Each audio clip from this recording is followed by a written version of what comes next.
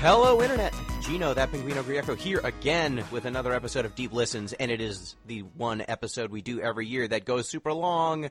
It's time for Game of the Year, or Game of Our Year, which, as always, is a barn burner. And I am joined, as always, by Pete Busby, the master of games. Hello. What's going on, everybody? I earned that title, and I'm happy to wear it. I wear it proudly. Welcome to our end of the year podcast. We go through a lot of categories. Some great, others even more great. So make sure you stick around for the whole thing. Accurate. And we are joined back after a long hiatus by Billy Rothert. I get no accolade? I mean, people forgot about you. Sorry. That's... We're just reintroducing you. Where is you? You've been replaced. That's not true. So, the person who will most likely advocate for the most Metroidvania games, Billy Rothert, the Lord of the Metroidvanias. Is that better? Yes. Thanks, everybody, for tuning in. Always a pleasure to be here when I'm wanted. But yeah, it's just a pleasure every time. I can't thank you guys enough for having me on the show. And we are also joined by our new co-host, M. Palladino, a.k.a. the New Billy. I'm the new Billy. Hello.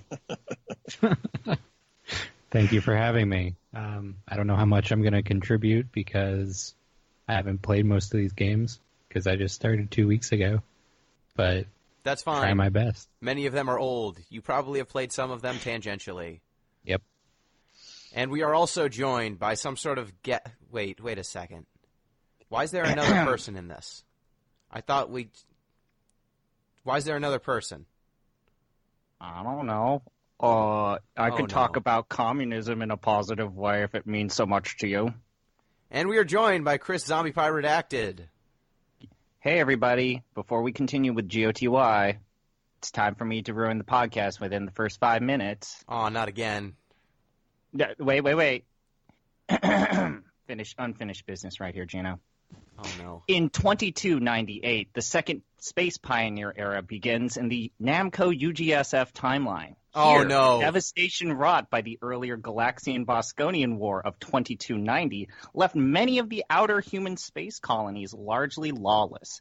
This is the setting for the game The Bounty Hounds, where players control a mercenary under the employ of a mega-corporation vying for intergalactic domination. However, a space lifeform known as the Zolgears arrives on the planet Iexia, which was going through terraforming since the beginning of the first Space Pioneer era. I don't know if I kick him off the call if it will ruin the podcast. I regret every decision that's led us to this moment. The UGSF Special Attack Team is deployed to border the tactical space fighter known as the Dragoon Mark If you J. play dead, they think you're dead. And also ends the corrupt rules of Mega Corporation rule in the Galaxian universe. I think he's done. I think it's okay. I got more. No. I am prepared to filibuster anything. No. Take back control, Gino. No. Welcome to the show. It's time for Game of the Year, and we will start it as we always start it, with Game of the Year 2018. If you are not familiar with our show, we do Game of the Year a little bit differently because our show, we don't stick to games that mostly came out this year. We don't always play new games. We often pick games from decades earlier. So the way we do things is we usually start with Game of the Year 2018 because we usually only actually play a handful of games that came out in a given calendar year. Then we go into our various categories. So let me just hit you with what those categories are. There are genre categories: best comedy, best drama, best horror, best action, best adventure. Then we get into our more specific awards like best character, worst character, best soundtrack, worst game of the year, prettiest game, best performance / voice acting, best mechanic. And then we've got our special awards that kind of come and go every year. Sometimes we've got some themes that kind of, pop up on a given year. We've had, best culturally significant game in the past. This year we've got biggest indictment of capitalism and most replayable classic. And then we have our personal awards. My award, the Platypus Award for Game That Should Not Be. We've got Pete's Award, the John Paul Sartre Memorial Award that best expresses the ultimate futility of the human condition. We have Billy's Grindfather Award. We have ZP's Help, I'm Trapped in Sysiphean Torment Award. And this year, a new one, we've got M's Sheeple Award, Most Wildly Overstated / Overrated. And I think I also missed the... oh, no, I've got all the awards. And then, finally, we've got Game of Our Year, which will be the big award at the end for the game that we most enjoyed across all of the games we played in a given year. So, without further ado, let's start it up. Oh, before I get started, just a little thing to mention. If you want to get in touch with the show, I've been mentioning the comments section of our podcast, and I fixed it finally. Yay! Our comments section works again. I'll tell all of my 18 alternate accounts to get back to being active. Great. Outstanding. We still moderate those comment sections, but now they work. So if you want to do so, you want to get in touch with the show, at DeepListensPod on Twitter, deeplistens.libsyn.com. We've got comment sections, and they work. And deeplistenspodcast@gmail.com. So without further ado... Oh, yeah, and new site. New site looks good. We updated it, so check it out. Without further ado, time for Game of the Year 2018. The nominees are Battle Right, which I believe came out of early access this year, Little Nightmares, Enter the Gungeon, Flipping Death, Minute, Deltarune, and Iconoclasts. And unlike years in the past where we start just by eliminating games one at a time, we've done a little bit of prep work. We've each kind of picked our own personal winner for the award, so we will announce those and then try to decide between those. So any of the games that are not mentioned, sorry you've lost. Or if we need a compromise, we might go to that list if that's the only way we can find a compromise. But I doubt that will happen. So, for Game of the Year, what do we have? Pete, you first. All right, I will launch into it. So we did play some decent games. I picked a few on this list. I am going to go with Flipping Death. I think Flipping Death's the best combination of sort of a nice story, good characters. You got Pokeman in there. Can't go wrong with Pokeman. Combined with a mechanic that, with the story, stays fresh long enough to beat out these other games. All right. Billy. Right, so I'm going to take a different kind of argument than Pete did for my reasoning for my pick this year. The game of 2018 that I'm going to propose as game of the year this year is Enter the Gungeon. My reasoning for playing this is that, yes, we picked it for a podcast game. It is a well-made roguelike with touches of action and touches of comedy. There's lots of fan service and pop culture references, so it's going to make a lot of people laugh for a lot of different reasons. But really, this game is the one that, of all the games we've played this year, I've gone back and played the most.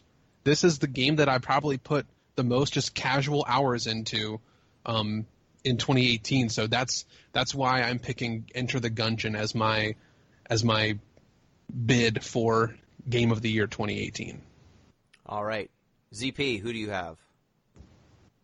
I am also going to go with Enter the Gungeon because I personally, when I play video games, it's for me more escapism rather than engaging myself and my metacognition. And Enter the Gungeon's just fun. It's got all these fluid mechanics, even though that soundbite is a bit played out. And much like Billy, I have played Enter the Gungeon before, during, and after when you all recorded that podcast. And so I have to go with the game that I've not only played the most, but I'm still excited to play to this day. And so my pick would be Enter the Gungeon. I mean, I'm playing Enter the Gungeon right now on my Switch. Yeah. Please stop playing it while we're recording. It has endless replayability also, and it just mechanically is so solid that it has to be my pick. Okay. M, which is your pick? Yeah, I'm going to go with the majority rule here. I also picked Enter the Gungeon. Wow. I love a good roguelike, so I think both Pete and Billy summed it up really well. Yeah, I got nothing to add. Good mechanics. ZP and Billy? ZP? Yeah, bad. ZombiePie. Yes. Pete's the crazy ones. I don't know anyone. Death was a Game of the Year winner. All right. Well, for me personally, I have Little Nightmares as my Game of the Year 2018. You would.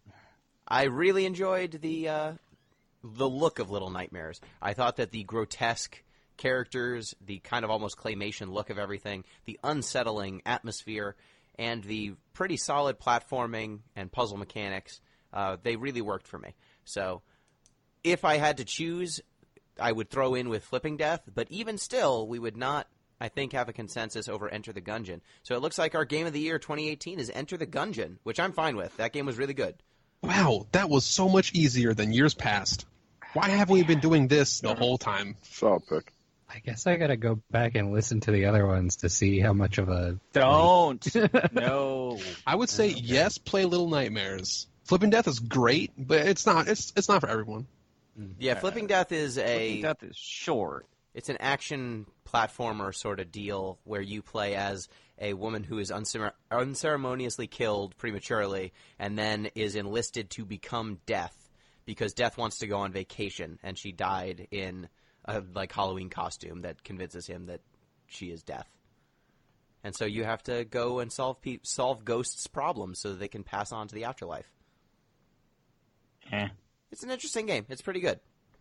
But apparently Enter the Gungeon, which is, I think, a very standout roguelike. On top of being just yet another roguelike, I think its mechanics are very solid. All of the weapons are really interesting. The progression that you get going adds, I think, to the experience. And I like the little classes and their little perks. So, Enter the Gungeon, a solid winner. So now let us move to Best Comedy. The nominees are Bayonetta, Saints Row the Third. Wait a sec. Final Fantasy 13. That shouldn't be. Brutal Legend, Little Inferno, Threads of Fate, The Mint storyline, Night in the Woods, Ape Escape 2, My Horse Prince, Flipping Death, Deltarune, and Castlevania Symphony of the Night. So I just want to make clear, Final Fantasy 13 is not trying to be a comedy. It is just terrible. And Castlevania Symphony of the Night is not trying to be a comedy. The voice acting is just very bad. But I think that they both can stay as a result. I'll allow it. They deserve to be on these lists for shame, but they're not in any way going to be anyone's winner. Well, we'll find out. I guess Okay, we'll find out. So, Pete, who do you have for Best Comedy? Yeah, so again, if we were talking unintentional comedy or cringe comedy, I might have picked Bayonetta. But I'm going to, again, go with Flipping Death for the reasons I talked about in Game of the Year 2018. I think this is the only game where, maybe this and Little Inferno, both of the humors deliberate and lasts. But because Flipping Death is a little bit more directly funny and a little bit longer and more involved, I'm giving it the nod. All right, makes sense. Billy. I'm going to nominate Flipping Death for Best Comedy. Consensus emerges. So I like my comedy to be a good mix of really just dry humor, great situational irony, and the kinds of humor that Flipping Death had to offer made me just genuinely chuckle and smile. And a lot of other games that try to do comedy, I'm thinking Saints Row the Third, Bayonetta, sure, I'll recognize that it's funny, but they won't actually make me have a chuckle or haha moment. But some of the character interactions with Flipping Death, I really had a lot of fun and had some genuine moments of haha laughter when I saw how they played out. And because that doesn't happen very often for me, but it happened in Flipping Death, that's kind of a big deal. Very nice. All right, M. Who do you have for Best Comedy? I was nominating Night in the Woods, which I think speaks for my sense of humor more than anything else. It's just very, it's weird situations mostly, kind of awkward humor a lot of the time, but I think that more speaks to who I am as a person than anything else. I think I need to play Flipping Death, honestly. You should. Flipping Death's a good game. Yeah. So, ZP. As someone whose hand has been in the cookie jar for this category for quite some time, maybe you can see that I've nominated some games that didn't deserve to be in this category. Yes. I think it goes without saying that my sense of humor is eccentric, So I really want to go with My Horse Prince, but You can. You're allowed to do that. then I'm going to have to deal with Gino endlessly dogging on me. That game's bad, but it is funny. Approving of garbage. I almost went with My Horse Prince, honestly. It's so good. It's so good. That's when you the thing, see that horse, ZP, when if you you don't see that nominate horse it on that surfboard, it's so good. It's If you don't nominate it, we're not going to argue about it. and you could probably win over M, and that's 2 out of the 3 you need. That game is if it didn't have comedy, it would have nothing. Yeah.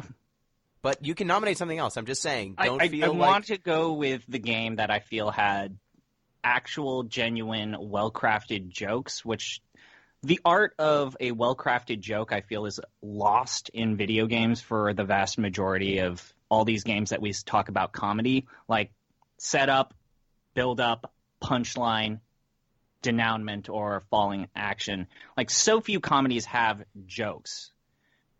So few comedies in video games have jokes, I should say. So I'm actually going to go with Brutal Legend because it has crafted jokes. And so much of the world is tied into the comedy. And it's not just references, which I thought that game was just going to be. Endless reference, endless reference, endless reference, in the format of Family Guy. However, so much love was put into the world to where you feel like every part of that game is a joke. And I say that as someone who does not like Brutal Legends. I would even say that I objectively believe that Brutal Legend is a bad game. But I can't knock the game for top to bottom being comedic and being well-crafted in terms of the writing department. All right, great. So my vote goes for Night in the Woods. I also really appreciated the kind of awkward humor. I really enjoyed the jokes. Crimes. Just saying, commit crimes. You find an arm and then poke it with a stick. There's a lot of really great situations. Stealing things, just kind of awkward setups. Hanging out with friends, just kind of gossiping or having time on, like, AIM or the IM equivalent. That's always good. And then there's just some great punchlines towards the end of the game and some of the absurd situations that you find yourself in. So, and some of the mini games, like just breaking halogen lights with a bat as a mini game. Just a lot of nice setups with May and her group of lovable goofs. So we've got ourselves a tie between Night in the Woods, Flipping Death, and Brutal Legend, which were my 3 picks, pretty much. So I could be swayed on any of these. I really liked all 3 of these games. Does anyone have... So I could be swayed in any direction. Does anyone have a very strong feeling for any of these 3? I would sooner switch to Night in the Woods than Brutal Legend. I'm kind of leaning there as well, just because I really like Brutal Legend, but a lot of its jokes... It's just... A lot of its jokes you kind of have to go out of your way to get. Like just kind of talking there and standing there and listening to different. But I almost talk to respect the game more for going for such a precise audience and then hitting the mark spectacularly. It doesn't matter the fact that this game was very narrow with its prospective audience, and it's not that. I feel like that is something that's deserving of praise. Is just taking one concept and nailing that concept. I mean, how many times have you guys played games where your biggest complaint is it tries to do too much? I mean, in terms of tone and story. And I feel like Brutal Legend, in terms of its tone and setting, it went with something very specific, and then it delivered on that specificity. I mean, my issue is not with the specificity. It is just having... A lot of the punchlines involve you kind of walking up to a character, hitting the talk button, and then you have to kind of stand near them while they give you the one-liner. And that was a little bit more acceptable in Psychonauts because it was a platformer and a character action game. In Brutal Legend, it's just a little bit... And the cast was fairly small in Psychonauts. There's only like 20 characters in the whole game. In Brutal Legend, by the end of the game, to get all the jokes, you're talking to like 20 characters every mission. Again, I would push back on that because you're comparing 2 games that are released in 2018 and a game that was released 10 years ago. Oh, sure, but I just think that, they're all in the same category together. So if one of them is funnier, You Could know you what? be swayed onto the other two? Definitely ZP. not Flipping Death, and I've always viewed Night in the Woods as an empowerment story rather than a comedic story. But A did you story find some of the of moments funny, perseverance. like germ warfare? Again, for me, like I would see these characters. The reason why I have a hard time picking Night in the Woods as a comedy is that when you see these characters act in an eccentric way, I can't help but turn off that part of my brain saying, "Oh, this person needs therapy." And there are so many characters to where you see them do these things that are very comedic, and it's like, okay, this person needs help, versus ha ha ha, look at him destroy a part of the environment. And so that's part of the reason why I'm having a hard time giving Night in the Woods. I think it's an empowering story. I think it's one of perseverance and strength and personal strength, but I have a real hard time giving it the nod as best comedy. Okay. Then you flipped me to Flipping Death. Yay! I win. Damn it. Fuck. Oh man. I see that argument, and I will change my opinion to Flipping Death, because for me it was really like a coin toss between those two games. Don't worry, Em. We're going to get the best drama category then. Okay. So the winner for Best Comedy is Flipping Death. That game has a lot of great situations. You've got skulls that talk. You've got ghosts. There's a guy who you replace his arm with a ghost arm, and then he uses it to play tennis. Because he inherits his grandfather's ghostly arm because his arm was too weak. And that's the way you solve a puzzle. That game's pretty good and pretty funny. So, on to Best Drama. The nominees are Final Fantasy I, Threads of Fate, The Ruse storyline, Port of Call, Sisyphus Reborn, Castlevania Symphony of the Night, Chrono Trigger, Ocarina of Time, Brothers: A Tale of Two Sons, Papers, Please, Final Fantasy XIII, and My Horse Prince. That's just not right. Someone didn't check to see if any edits were made to this last night. Nope, someone didn't. All right, Pete, who do you have? So in my mind, this is really a two-horse race, and granted, I didn't play Final Fantasy 1. You're fine. But between... You played 15 minutes of Final Fantasy 13, though. I did. But between Papers, Please and Brothers: A Tale of Two Sons, and I think Papers, Please is perhaps a little too institutional, a little too systematic in its tragedy to be necessarily a good drama, whereas Brothers: A Tale of Two Sons is deeply personal. You're just with these two brothers, obviously enough, as they go on this journey together and sort of what happens to them as they go. And I mean, I'm always a sucker for father-son stories, and this is a very good one. So I'm going with Brothers: A Tale of Two Sons. All right, very cool. Pete. I'm sorry, Billy. Sorry, my bad. Brothers: A Tale of Two Sons made me cry. Only game that did this year. That's where we're at. All right, M. Agreed. Brothers: Tale of Two Sons. It's Wow. just well crafted. ZP. I'm going to be the dissenting voice here, and I'm going to pick someone who's a game that is not a part of the two-horse race. I'm going to talk about a game that when I played a while back made me think about if I was playing it correctly in a way in terms of the story. So my pick is actually Chrono Trigger. And this is something that's personal to me, to where when I first played the game, I wanted to be an authentic experience, and I wanted my experience with Chrono Trigger to be like my first impressions of it, a blind playthrough, so to speak. And something that always has stuck with me was when you get to that fucking mission where what's-her-name's mom is about to be crushed by a robot. Yeah, Luca. Luca's mom is about to be crushed by a robot, and I got the code, but I had no idea how to input it. And then I figured it out at the last minute, but by then it was too late, and I had to watch her mom get crushed. And I was crushed. I was totally and completely emotionally crushed because I felt like, oh man, well, I guess I'm going to have to load up my save. And then I had to walk away from the game for, I want to say, about a solid 20 to 30 minutes thinking about, no, I'm going to learn from this. And I'm going to this is my run. This is my experience. This is going to be a part of my attempt to get through this game. And that moment has always stuck with me as something to where a game made me really think about the consequences of my decisions and my ineptitude, which I'm not exactly a person who gets countered by his ineptitude all the time. And so when a game actually makes me think about it, I really do think about it. And Chrono Trigger did that. And it's one of the few games that made me really think if I was the hero that I could be and if I was doing what I needed to do in the game. And so I'm actually going to go with Chrono Trigger.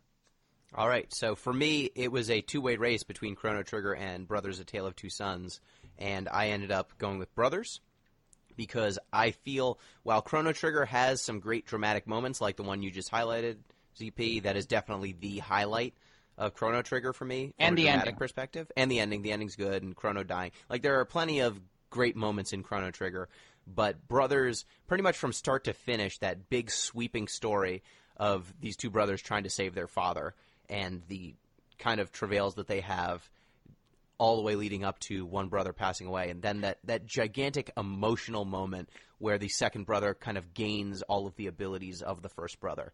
The mechanical storytelling in Brothers is just on another level from what Chrono Trigger has. And that was ultimately the decider for me. It just uses every single part of that game to tell a cohesive story, whereas Chrono Trigger is largely a JRPG that happens to have very good scenarios. So, the winner is Brothers: A Tale of Two Sons. This is so much smoother. Oh my We should have God! been Why doing didn't we the whole do time. this? Oh my God. It So, only took us 3 years. yeah, we're dialing it in. Next up, Best Horror. We haven't yelled at each other yet. It's Billy great. hasn't gotten salty yet. It's great. Billy, rant about Vladisori, the Abyssal City. No, we're good. You mean Game of the Game of the Year? Year, Vault Story? City? Citizen City? You mean that bullshit game where you have to do a Hadouken just to dodge?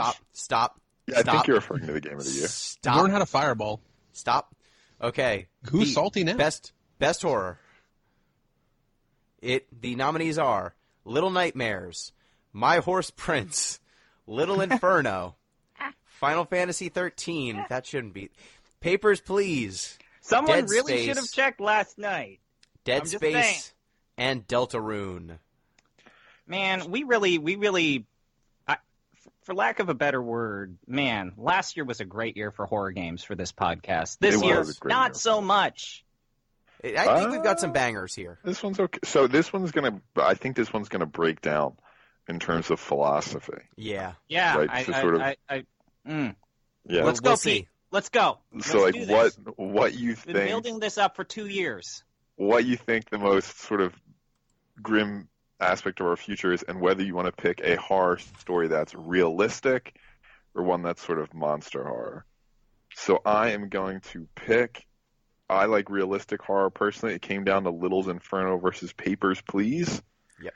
And I am going to go with Papers, Please. Okay. I think this sort of grim fascist future is more steadily approaching and is more sort of viscerally frightening, even though I should probably be more afraid of the future of Little Inferno. Okay. Billy. Really? Sorry, I was muted for a second. So for best horror, I'm going to go Little Nightmares. Little Nightmares had an art style and presented scenarios that I found to be truly grotesque and disturbing in sort of an Edgar Allan Poe kind of way, like these sort of people that had become these like caricatures of their worst features, and just like the things that they did with like lighting and like I guess like suspense with atmospheric stuff and music. I was really turned on by the horror aspect of Little Nightmares. I'll couch this in the sort of following phrase that I don't like horror as a genre, but this game I was totally cool with horror as a genre because it did things that weren't just cheap jump scares and disgusting things. And I really psychologically played with my mind and tapped into these like root, like childhood fears that I found to be like kind of fun to grapple with, as opposed to just, like I said, cheap thrills. So that's why I'm going for Little Nightmares as my best horror 2018. All right, great. M. So this one was hard for me. I was almost thinking of writing in Iconoclast after last week's episode. You can. I still could. I did finish it, and it got real weird. Yeah. I think I'm gonna go with the Papers, Please route for this one. It's just realistic horror is kind of difficult to do, but Papers, Please, like, it's a classic. It nailed it so well. Just that situation of being stuck in that box, it's claustrophobic, and that's one of my worst fears. So there you go. All right, ZP. The previous nominees are all highlighting why postmodernist philosophy and thought is going to be the death of all of us. Because there's only really one true horror game, and that's Dead Space.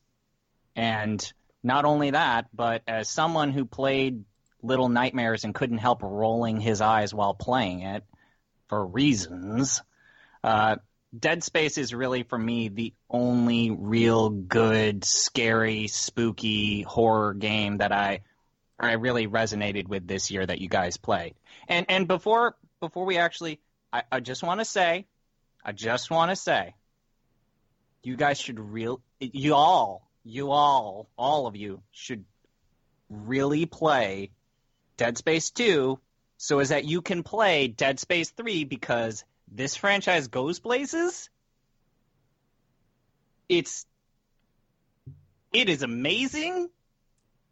We'll take that into advisement. Boy, Dead Space 3 is a video game that people thought would be the wonderful conclusion to one of the most beloved horror genres or horror games of the previous generation. And, oh boy. Oh, man.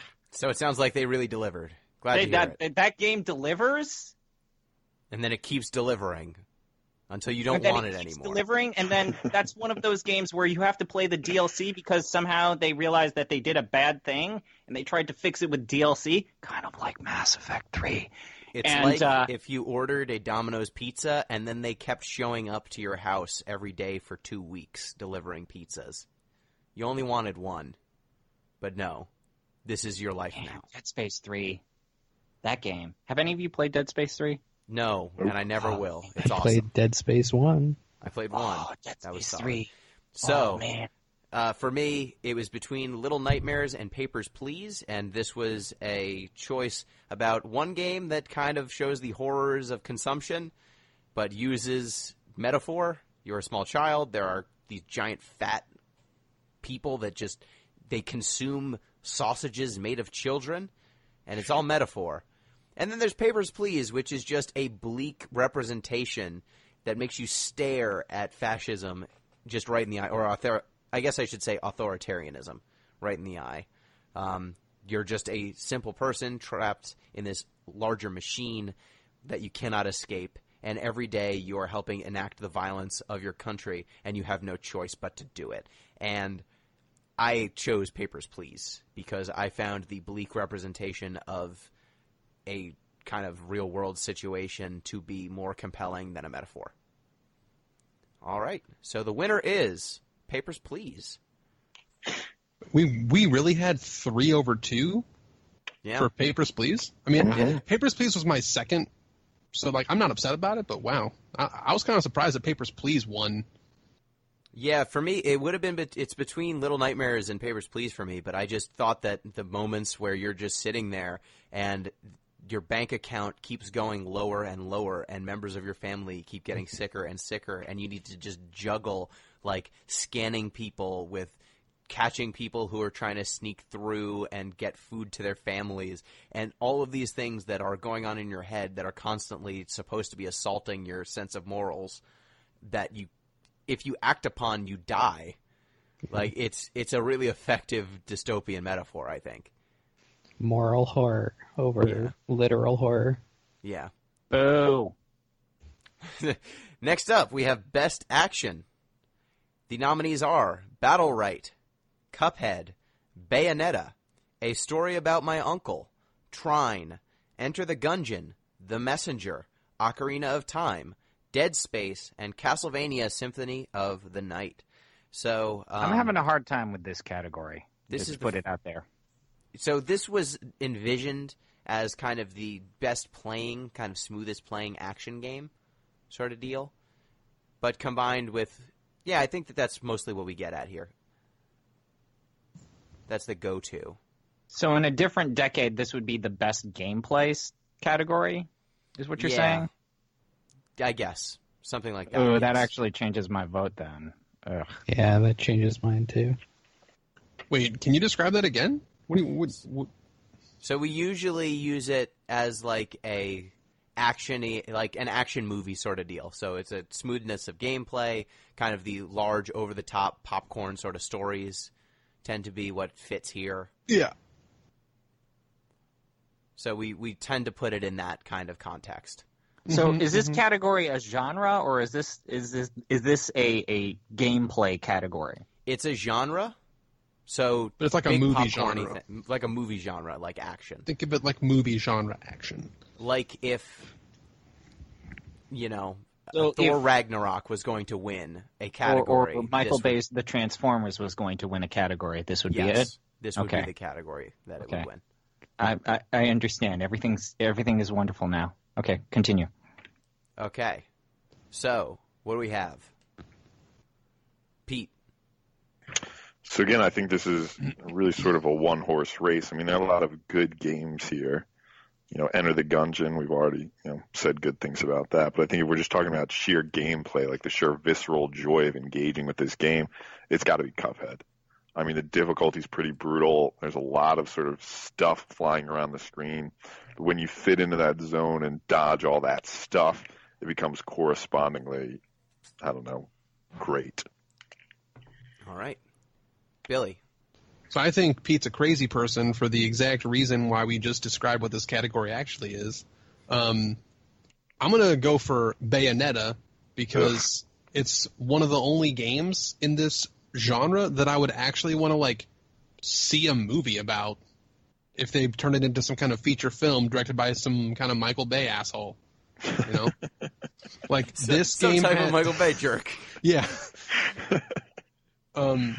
This game for me presented from the very first scene crazy action sequences combined with fluid combat with simple enough controls that a person of any age could kind of button mash and do well, but complex enough controls that an old school Devil May Cry player would really get a lot of gratification from diving into this combat system. So because it presented scenes that lent itself very well to a large-scale, big Hollywood banger action movie, but it gave me the video game aspect with limitless possibilities of a brawler action-type game, that's why I'm giving Bayonetta the nod here in this category. All right, M. So I'm totally in agreement about Bayonetta. It's cinematic in every step of the game, basically. Every boss fight has something to visually, they're all dynamic. I gotta throw my hat behind Bayonetta, I think. All right, ZP. Sorry. I'm just going to respond to a few things. I'm not going to go with Cuphead because I sent in an email a while back talking about why I was not having a fun time with Cuphead. I decided to try and play Cuphead with one of my closest friends, and the fact that you really can't play that game if you're colorblind is critically flawed and just endlessly frustrating from my perspective. And just to tell you where I'm coming from, even though I know it's going to get some groans, I main Bayonetta on Smash. Gross. So I'm going to go with Bayonetta. Sort of Hell yeah! Bayonetta in Smash, bro. Man, oh, God. All right. So for me, She was I totally was broken, but yeah. Main and I was Bayonetta going in Smash, I'm going with Bayonetta. I was going between Cuphead and Bayonetta, and I went Cuphead, mostly because this game blends just some of the most outstanding art with a gameplay that is fast-paced and action-oriented, that just having those two just synergizing in that way, I didn't expect. Because I felt like Cuphead could have just leaned on its art and could have almost been anything from there because of how fluid the animation was and how beautiful the art was. But when they then made it a hybrid bullet hell platformer, I really did not expect it to play well. But for the most part, I enjoyed my experience. At least now thinking back on it, I'm pretty sure if we had recorded this immediately after playing Cuphead, I probably would have had a less favorable opinion of Cuphead. But here we are. I thought Cuphead stood out. But Bayonetta wins. And I'm fine with that. That's cool, too. That game has a lot of great action. All right. Now, our best adventure category. We've got Brutal Legend, Bayonetta, A Story About My Uncle, Ocarina of Time, Chrono Trigger, Final Fantasy I, Threads of Fate, Deltarune, and Castlevania Symphony of the Night. So this category is, exploring, going out into the world, seeing things, that sort of, spanning adventure. If Lord of the Rings was going to win something, it would win Best Adventure. Think we add Night in the Woods? We could. Because I feel like that's technically an adventure. I'm fine with that. And Night of the Woods, a late edition. Can we add Final Fantasy 13? No. Why? It's an adventure. Fine. It's nominated and immediately loses. Next up. So, Pete, who do you have in Best Adventure? So, this is a tough one. A lot of good games here, and some bad ones. But I think I have to go with Chrono Trigger. And it narrowly beats out Ocarina of Time because Chrono Trigger isn't really one adventure. It's a whole bunch of different adventures.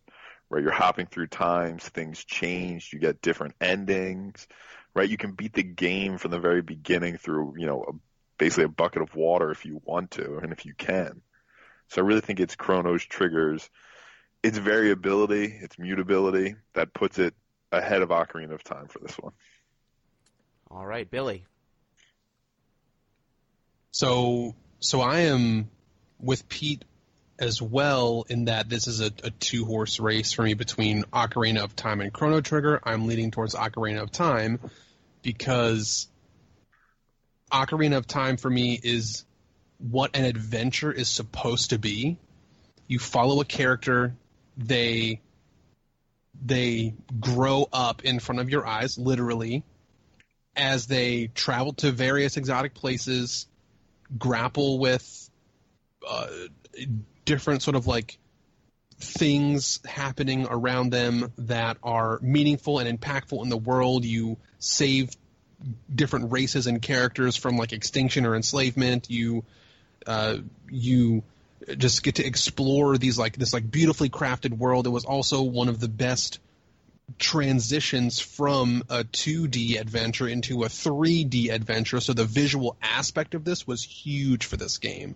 I think Chrono Trigger is also a great adventure, but because it's in these tiny vignettes, and Ocarina of Time is a large scale woven story that is that sounds kind of stupid because again, Chrono Trigger is a multiple millenniums long story, but each of the pieces are kind of disconnected in these little bits. And Ocarina of Time, you change one aspect of the world, and you've made a meaningful impact in people's lives in a way that resonated with me more than it did Chrono Trigger. So I'm leaning towards Ocarina of Time more than Chrono Trigger, but I could acquiesce to Chrono Trigger taking this category. M. Yeah, it was kind of unfair to have both Ocarina of Time and Chrono Trigger on the list. It really hurt the other Yeah, games. yeah, exactly. There was no chance. I don't even know if I ever came to a decision because I was just struggling with it for so long. I'm going to say Ocarina of Time inches it out. Like, it's close. Chrono Trigger is just... They're both, like... I have such a fond memory of both of them, and I don't want to, like, spurn one or the other. Just know that whichever one you choose, the one you didn't choose will know. It will disappear from the world forever. Damn, Chrono I Trigger can't will believe Looking through your window while you sleep. Yeah, I'll Chrono go with Trigger Ocarina of Time. I'm All sorry, right. Chrono Trigger.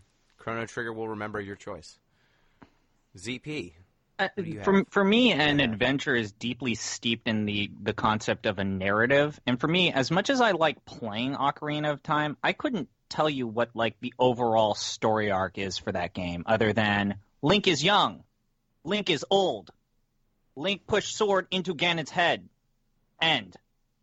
But for me, like, Chrono Trigger is not only fun to play, but it's also this long, massive story that you literally vicariously live through different eras and timelines.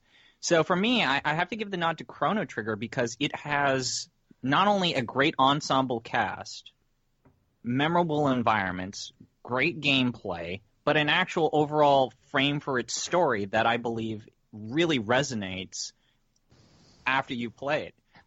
I love Ocarina of Time, but I could honestly tell you that I've remembered fewer characters from Ocarina of Time. I know what they look like, but their names, their places, their societal stock, I couldn't name you as many characters from Ocarina of Time as I can with Chrono Trigger. And that's a testament to the game, its world building, and it's everything. So I'm going to go ahead and have to also vote for Chrono Trigger. Because for me, it came down to a single hero narrative versus an ensemble story, and I just tend to lean ensemble. I really enjoyed getting each of these little vignettes on different characters and seeing both of these games have very similar conceits. You know, you make a change in the past, you jump to the future, you see how that change impacted things. But for me, just seeing those different little character interactions between your specific party and the world around you and how your party members grow and how they express their changes, like Robo kind of existing over thousands of years and kind of having this larger perspective after you leave him behind in the past and pick him up in the future. Seeing Luca kind of be impacted by a moment where she has an opportunity to save her mom. There's all of these interesting moments that come together. Or what's his name? Frog, a.k.a. Glenn, getting to lay his friend to rest. Like, there are all these really cool moments that jump into mind, and for Ocarina of Time, though those moments exist as well, I don't resonate with the NPCs of Ocarina of Time as much as I do with the player characters of Chrono Trigger, and that was the difference maker for me. This category was a bloodbath. Yeah, I mean, there's a lot of good games that just didn't even... I'm sorry. We played two really good games this year. And Frog is the best character in Chrono Trigger. Frog is the best character. You're not wrong. You know, I think I'm on board with Chrono Trigger here, which sounds weird because, I mean, I would never do anything to betray Ocarina of Time ever. But the thing that you mentioned to me, Gino, because, like, these games do have so much in common about things affecting past, present, and future. But when you mentioned that this was an ensemble cast of lots of characters who grow and developed, I kind of was on board with that argument point, because while I think no one is more of like an impactful adventuring character than Link, like, I think the combination of all the characters that Chrono Trigger has to offer sums to like a greater total. And all right, I would actually say I would actually argue the opposite is true for me, because Link has always been the silent protagonist. That's always curtailed my investment with the narratives and the world building of Legend of Zelda. And they've only recently tried to get around with Breath of the Wild. That's fair. So next up, we have Best Character. So the nominees are, for Best Character, Rod the Blade Star from Threads of Fate, Mint from Threads of Fate, Duke from Threads of Fate, Wylef from Threads of Fate, Fancy Mel from Threads of Fate, Mugman from Gino, Cuphead, got some explaining to do. Bayonetta from Bayonetta, Fake Joe Pesci, a.k.a. Enzo from Bayonetta, Kirby from Kirby 64, Eddie Riggs from Brutal Legend, Pokeman, Pokeman from Flipping Death, Sugar Plumps from Little Inferno, Bay Centello from Night in the Woods, Mae Borowski from Night in the Woods, Greg from Night in the Woods, Germ Warfare from Night in the Woods, The Freaky Monkey 5 from Ape Escape 2, The Horse Prince from My Horse Prince, Alucard from Castlevania Symphony of the Night, Saz from Final Fantasy 13, that can't be right, Pierce from Saints Row the Third, Oji-san from My Horse Prince, Shondi from Saints Row the Third, and Hope. Wait, that did. Who did this? Hope from Final Fantasy 13. This is a rare thing. We don't usually delete things that have been nominated, but Hope has been deleted from the category. If you had him as the winner on your list, fix that. Also, fix yourself, because you're broken in some way. Best character, Pete. Who do you have? So my heart wants to pick Pokeman. I mean, I love Pokeman. Pokeman might have been the best part of the whole game, honestly. Why don't you explain who Pokeman is for our listeners who are not familiar with Pokeman? They should be familiar with Pokeman. If they're not, there's also something wrong with them. But Pokeman is a superhero. He's Mr. Elastic. His limbs actually do stretch. Well, just one arm. Just one arm. That's correct. We never see anything else stretch. But the only thing he uses it for is to poke. He's incredible at poking. He's devoted to poking. He loves to poke. And that's all he does is he pokes. But unfortunately, I can't pick a character as sort of circumscribed as Pokeman for best character. So instead, I'm going to go with Bay Santello from Night in the Woods. And I'm going to slightly undercut my vote by just asking, she's the alligator, right? Yes, she's the gator who smokes, who chain smokes. So she just has this incredible sort of arc to her where she was friends with May and they sort of drifted apart after Bay's mother died and she couldn't go away to college. So she sort of got stuck in this rundown podunk sort of town. And it's her sort of coming to grips with this well-deserved bitterness and sort of what it did with her relationship to May. So, I mean, while May's a good character, I think Bay's ultimate arc, her start, this sort of greater idea you understand about her past that sort of contextualizes her bitterness, just it's a great story. Yep. All right. Billy, who do you have? Wow, so this category was a fucking disaster from the start. I don't know if anyone put this person up as a nomination, but I'm going to make this real easy and just say Frog, because... Oh. Sure. Yeah, like, yeah, there's a criminal lack of Chrono Trigger characters on this list. Yeah, Gino, I got you us took covered the time here. to nominate all these Threads of Fates characters, and you couldn't actually put in characters from a Square a lot Enix of game love. with its weight and spit. The Thread of Fates. Yeah, Look, so... I don't know if you know about Rod the Blade Star, but he's clearly one of the best characters. Go ahead, Billy. Yeah, I just feel like I don't need to really explain that much about Frog. This character story was so compelling, and the growth and development that Frog had just really puts in a ton of weight for me. Frog is a character that I'm never going to forget. It's a character that I relate to on so many levels. The sort of like code of honor and loyalty and like duty that Frog has. The way we saw Frog grow over his storyline was just incredible, and it was done in a time where people didn't have to put that much effort into a character. If they had a cool thing, sure, they were just cool, and it was fine for your video game. But he's got a great gimmick too. He's a frog man. Yeah. I mean, like, that's the only reason why I picked Frog and not Robo, is because I feel like while Robo is also an amazing character, there's just more going on with Frog. Robot less than Frogman. All right, M, who do you have? So this category, I didn't know who half the characters were because most of them were from Threads of Fate. Whoops. That's a good reason. That's you're fine. Yeah, so by default I was going with Bay Santello, but now that you mentioned Frog, it's hard. I don't want to forsake my Night in the Woods That's fine. crowd, but I'm gonna go with Frog. I think that's a good last minute addition. All right, coming in strong from left field. ZP, who do you have? I'm actually going to join Pete in spirit, Oh, man. as we say in the Supreme Court, in concurrence.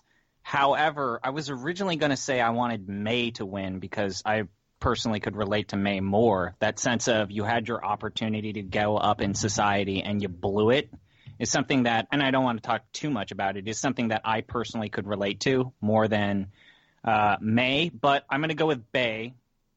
Because They're similar. yeah, that justified bitterness and the fact that you get to learn not only the origin of that, but the amount of craft that's put in to create this sense of empathy with her current circumstance, her current lack of progress. It just gets me every time when I play Night in the Woods. Absolutely. All right, so I actually am the tiebreaker here because I threw my vote in with Mint from Threads of Fate. Oh, fuck. Why? Why would you waste Nepotism.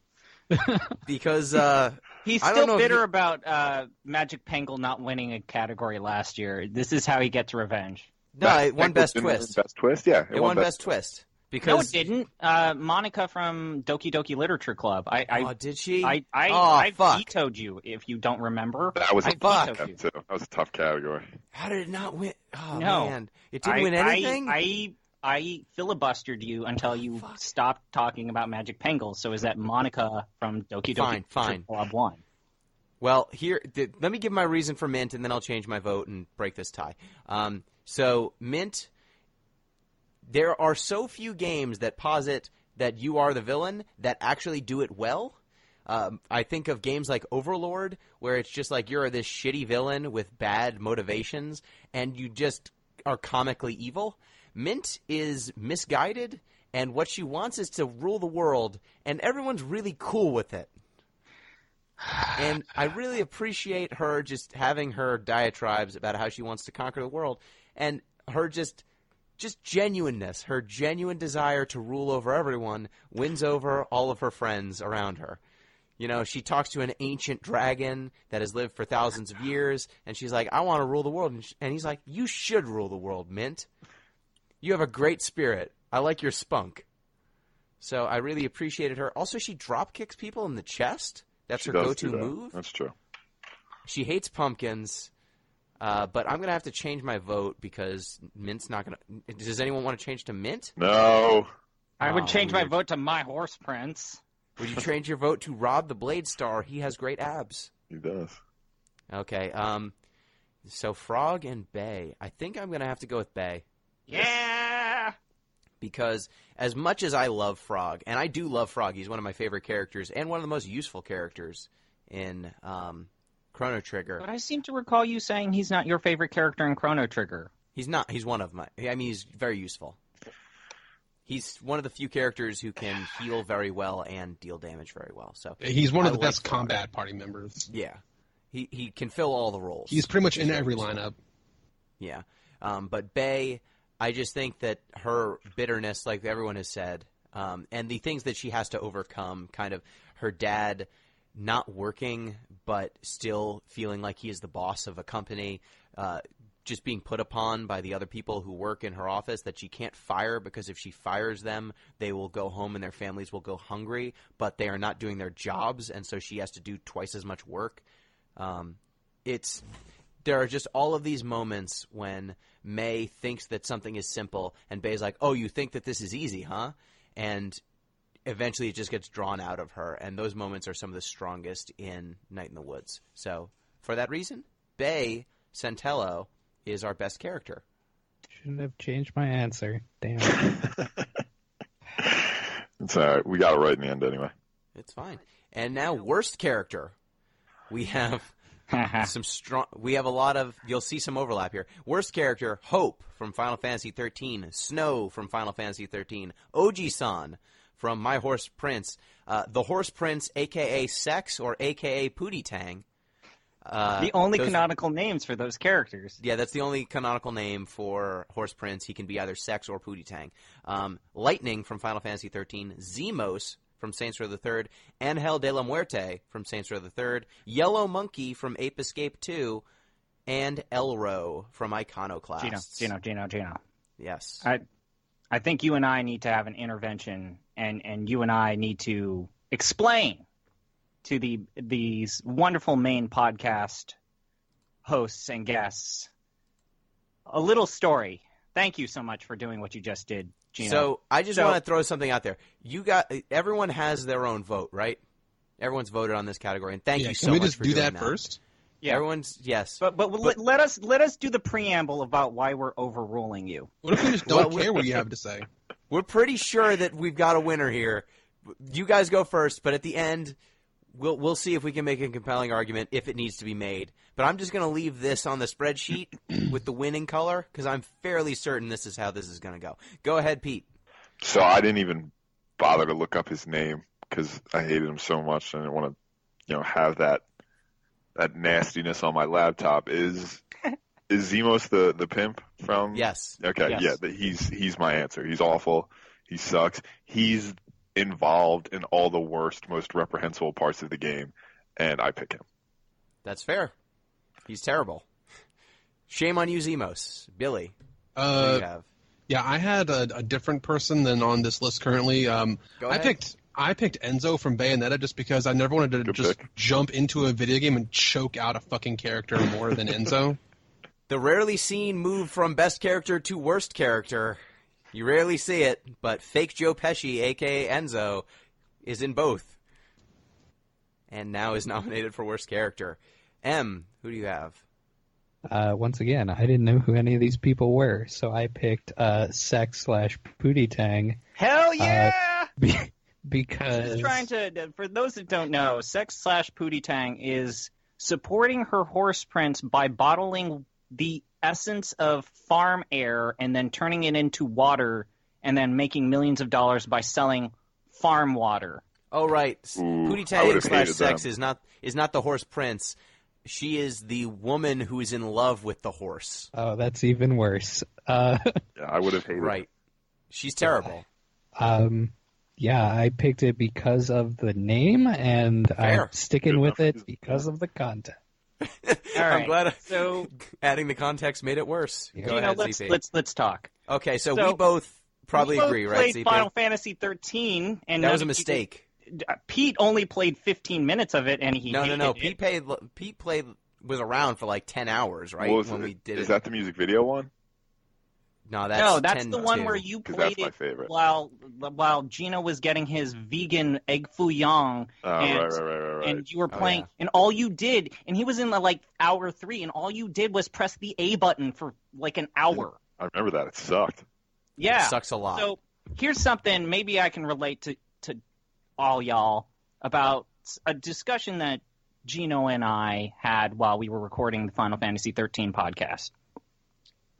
Gino and I were reviewing what are the worst characters in JRPG history, and we had quite a long list. There are a And lot. we of them. agreed that the previous King of the Trash Boys on JRPG Mountain was probably Ken Amada in Persona 3. King He of the sucks. Trash Boys. He's a little one of the kid. and reasons he's terrible. why playing Persona 3 is just an absolute miserable time, and why that game is a one-and-done experience overall for me. However, he has been dethroned. He has been dethroned because Hope, that little plucky pile of shit, Plucky. He just sucks. He sucks for sucks 40 hours. so much. You don't realize, for 40 hours, we listened to this little pipsqueak complain This about piece of how, shit. one, he wanted to kill Snow. So just like Ken Amada, he's on this arbitrary revenge plot where he's going to kill a member of your party, and no one stops him. Two, He complains about how he knows he's the weakest member of your party, and he's all, "Oh, I wish I could help you." Well, like, he's a support character. Okay. Yeah. But so in the first hour of the game, his mom volunteers to join a rebellion, and she's killed in that rebellion. He then spends the next 40 hours blaming his mom's death. And every time we talk to him, he's like, this guy who led the squad that she joined, he's responsible for my mom being dead. I hate that my mom's dead. And that's all he says. That's all he cares about. 40 hours. And he doesn't grow. There's a point where someone gives him a pocket knife, and he just fixates on that. Now he's going to use it to stab this guy. It's the worst. He's the worst. You meet his dad, and his dad sucks. Everything about him sucks. Playing as him sucks.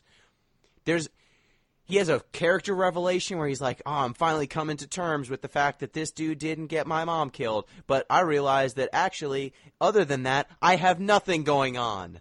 It turns out that once that character beat gets resolved 30 hours later, he has nothing left. There's nothing else. It's bad. It's bad. Hope is the worst character. Hope is the worst character. I would say that Hope is officially the worst character ever experienced on the Deep Listens podcast. He's really bad. So let me just say this for my vote. Zemos is also terrible. Zemos is reprehensible in ways that Hope is not. However, Zemos is a minor character. A minor character in one mission for one branch of the story. That is very reprehensible. He's not funny. He's 50% of 1/3. Do the math there. Hope is with you from beginning to end for 40 hours. Yep. Hope's like syphilis. Once you have it, you have it. And penicillin ain't killing him. No, unfortunately. And he's in the other games. They brought him back. He's in 13.2 and 3. We're going to have to play those eventually. Yep. He's going to be with us forever. There's a 13.3? There is. It's called Lightning Returns. It's called Lightning Returns. It's not good. We're going to have to play it. Hope's going to be there too. Can't wait. You're really selling it. So the worst character is Hope. Join us. Die with us. Don't jump into their suicide. The worst character is Hope. The worst character is Hope. Every year, the worst character is Hope. Oh, God.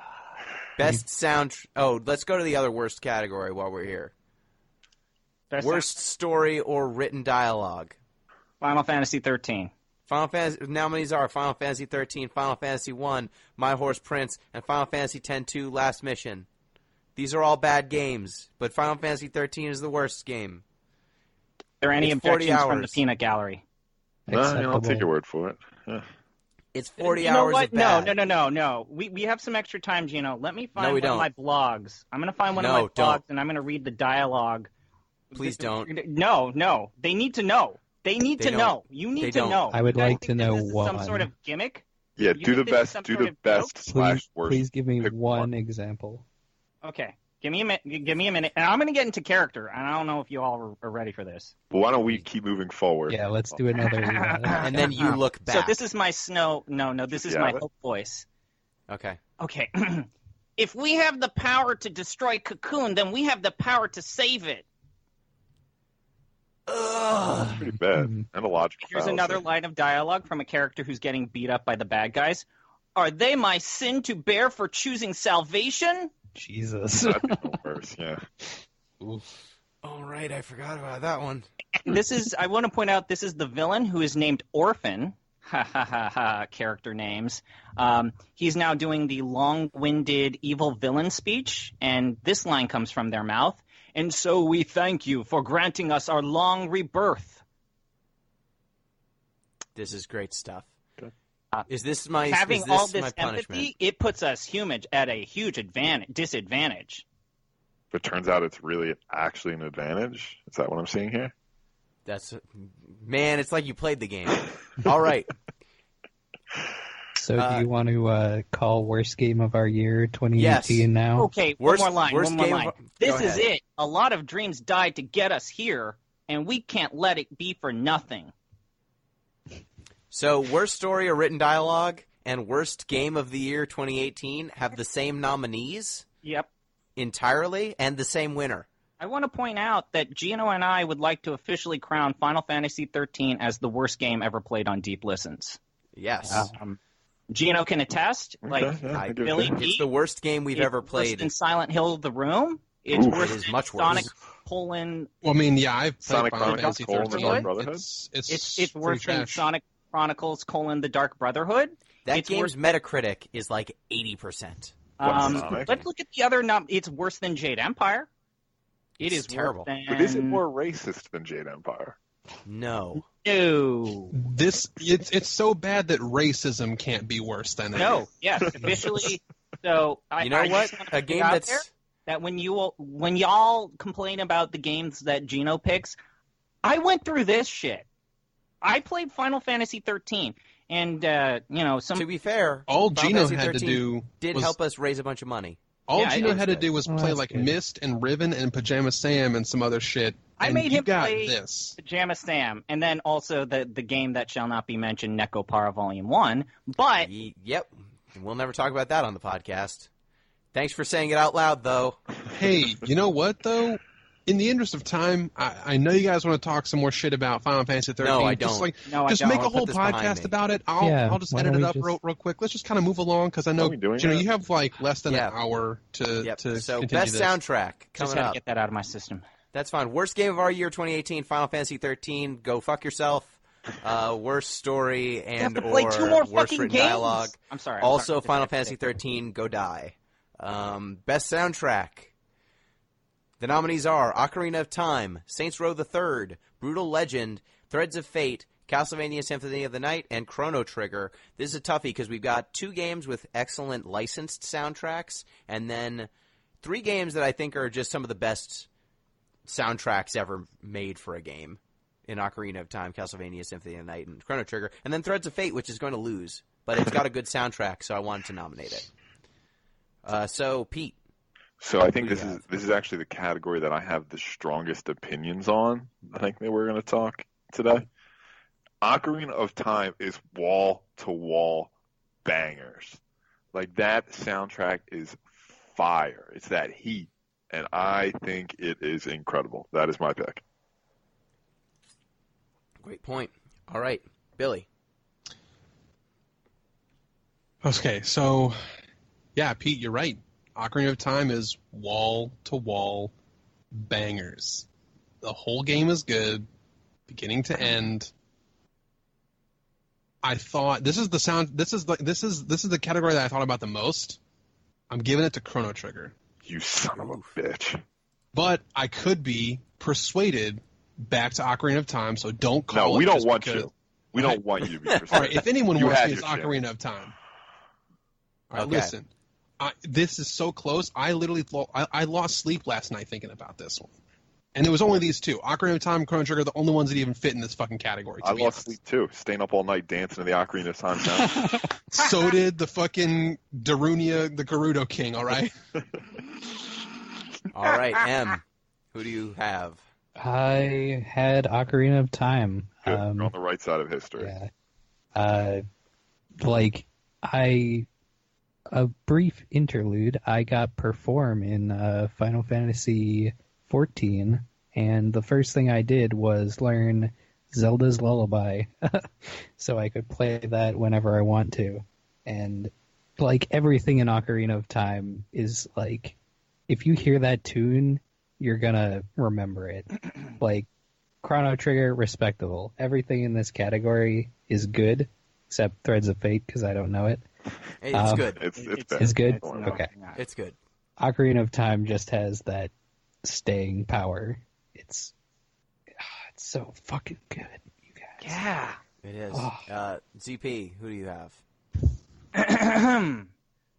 Just like the wind, Oh, I've no. always been It's your fault, Gino. drifting high up in the sky that We don't have never license rights to this ends. We're going to get Can't sing sued. this. Through thick and thin. You're paying the legal fees. I always I'm not paying shit. win.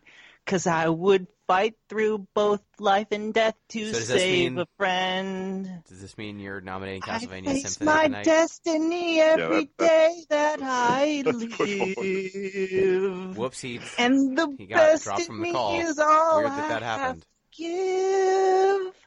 I am Just the stop. wind. We got it. Did you nominate Castlevania? No, I'm nominated Ocarina of Time. Ah, Nice. fucking. Good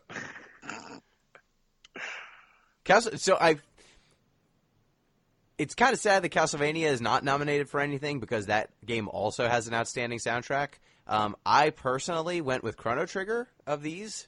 I just want to shout out Castlevania because that soundtrack is also banging, but it's punching with two of the greatest soundtracks ever made, and it is also one of the greatest, but unfortunately these two are higher on the list. And I went with Chrono Trigger because I just really like the Chrono Trigger theme song. I think it's Sure. an It's excellent great. song. Yeah.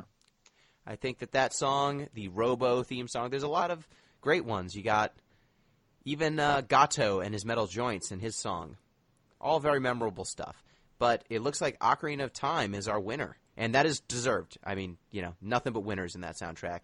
And Threads of Fate. So, next up, we have Prettiest Game. The nominees are Cuphead, Final Fantasy XIII, Chrono Trigger, Castlevania Symphony of the Night, The Messenger, Brothers: A Tale of Two Sons, and Little Nightmares. Did anyone not pick Cuphead? I picked Cuphead. I picked Cuphead. I I picked picked Cuphead. The winner is Cuphead. Okay, nice. Hold on, we should just... I'm sorry to be the dick to ask the question, but did Yeah. anyone pick Cuphead? That Not one's pick easy. Cuphead? It's gorgeous. We couldn't get through worst game that fast. Come on now.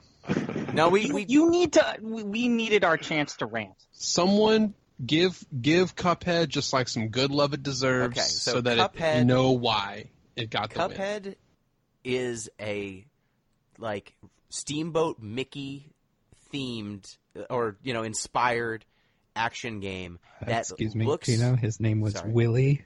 Sorry, Steamboat Willie. My bad. You're under Good arrest. point. Thank you. Carry on. So it is kind of 1920s Mickey Mouse style of animation, but applied in a modern context to a game. And all of that animation is in gorgeous, I think 50 or 60 frames per second.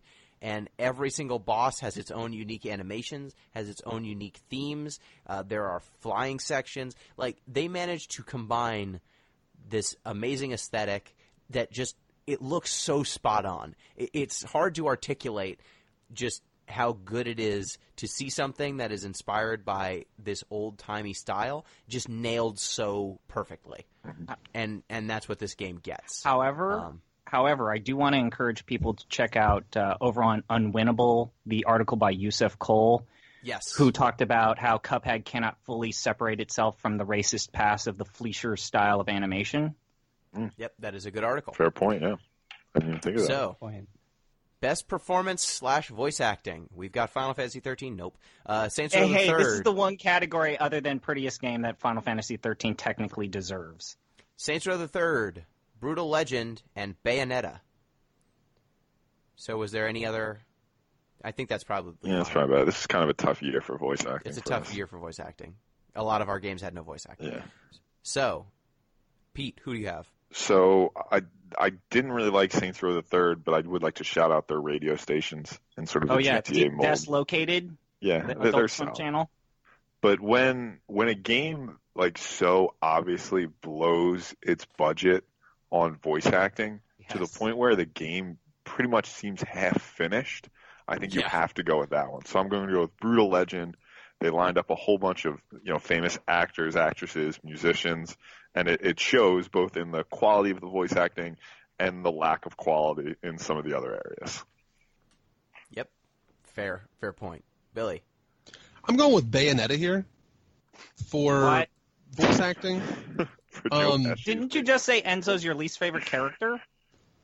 Enzo has The- most of the speaking lines. The other characters are way good. But Enzo's 40% of that game. I I just don't think he's. Speaking I portion of the game. Hey, Billy. I'm sorry. Billy, I- hold on. Listen. Go ahead, Listen. Billy. Go right ahead. I picked I did this for all my categories.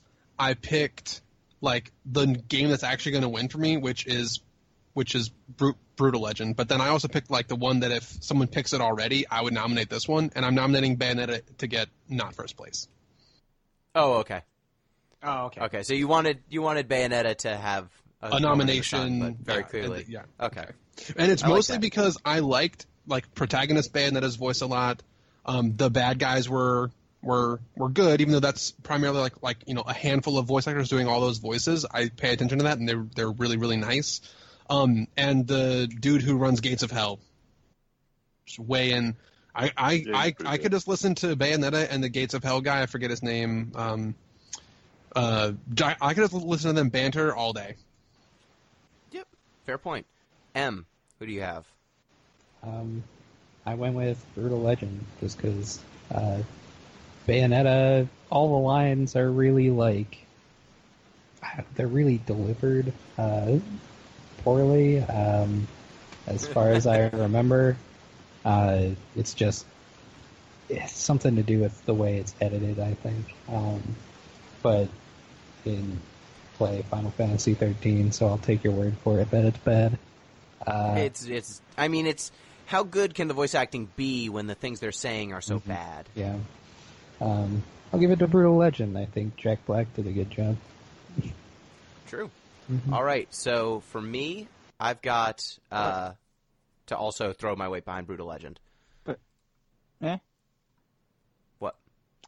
Can I be? Oh, yes, you can. Yes, you can. Well, I was Yeah. just going to be a jackass and nominate Symphony of the Night because it makes me laugh. Is there Okay, do you voice wanna do acting that? in Symphony of the Night? I'm going to go with Brutal Legend. I'm going to transpose what I said for the best comedy category and say that the craft in these characters, there's really only like one or two characters that feel off, one of whom is Ozzy Osbourne, and you can blame drugs for that.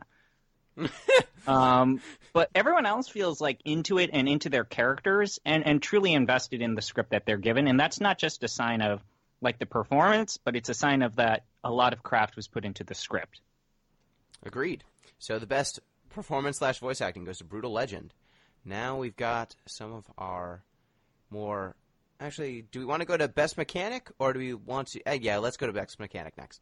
Best Mechanic, the nominees are Team Up Attacks, Chrono Trigger, Z-Targeting in Ocarina of Time, Item Mapping in Ocarina of Time, Capturing Apes, Ape Escape 2, Dismember to Kill, Dead Space, Brutal Border Enforcement as a Mechanic, Papers, Please, Brothers' Control Scheme, Discarding Cards to Create CP, the Final Fantasy trading card game, Press the Action Button to Do Everything, Final Fantasy 13, and Opt-in Difficulty through the Use of Items, Symphony of the Night. So, Pete, what do you have?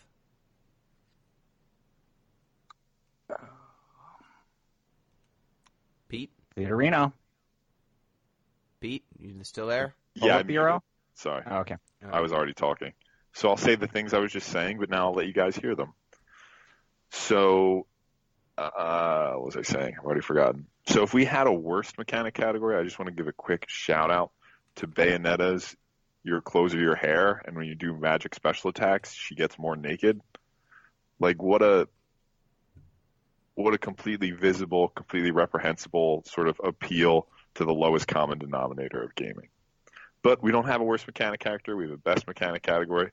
So I'm going to go with Z-Targeting in Ocarina of Time, just because I think Ocarina of Time, as we've said, is an incredible game, and what makes it work from a gameplay, combat, movement perspective is Z-Targeting, without which the game would basically be broken. So I'm going to pick Z-Targeting. Cool. All right, Billy. I'm also going to pick Z-Targeting. And I think it's for a lot of the reasons that Gino mentioned during the actual talk about Ocarina of Time, that this is a hard thing to do in video gaming at that time, and they did it. They executed it very well. It was completely crucial to every aspect of combat in this game. It would have been a disaster without Z-Targeting. There are some parts of Legend of Zelda Ocarina of Time that if they didn't include it or if they didn't do it as well, It still would have been a really good game, but without Z targeting, there is no Ocarina of Time. End of story. Agreed. All right, M. So I'm gonna go with discarding cards to create CP from the Final Fantasy trading card game. Yeah! I think there's some strong feelings about that in the hall right now. I would like to say that burning was actually a mechanic introduced in the WCW Nitro trading card game, but the way that Final Fantasy does it is still very innovative. So good. Like, when I was in school, I wrote a paper on that mechanic because it was so, it was so simple and it solves such a big problem with trading card games. It was just, I don't think it would have been as effective a game if it didn't have that. Agreed. And actually, Star Wars Destiny, the Star Wars card game, does a similar one, except you reroll dice. That I think is good as well. Same concept. I think it's a concept that the Nightmare on Elm Street trading card game had. They also had some sort of burning mechanic. Nightmare on Elm Street card game? Yes, there was. It was actually very good, but it had a very short life before it was Really? basically You don't canned. say. Can't imagine why. All right, ZP, who do you have? What do you have here? I am probably gonna go with. I forgot where. I got Best lost. mechanic. I got lost. See, ranting about Final Fantasy 13 will boggle your mind. It'll mess it all up. Don't do Final Fantasy 13, kids.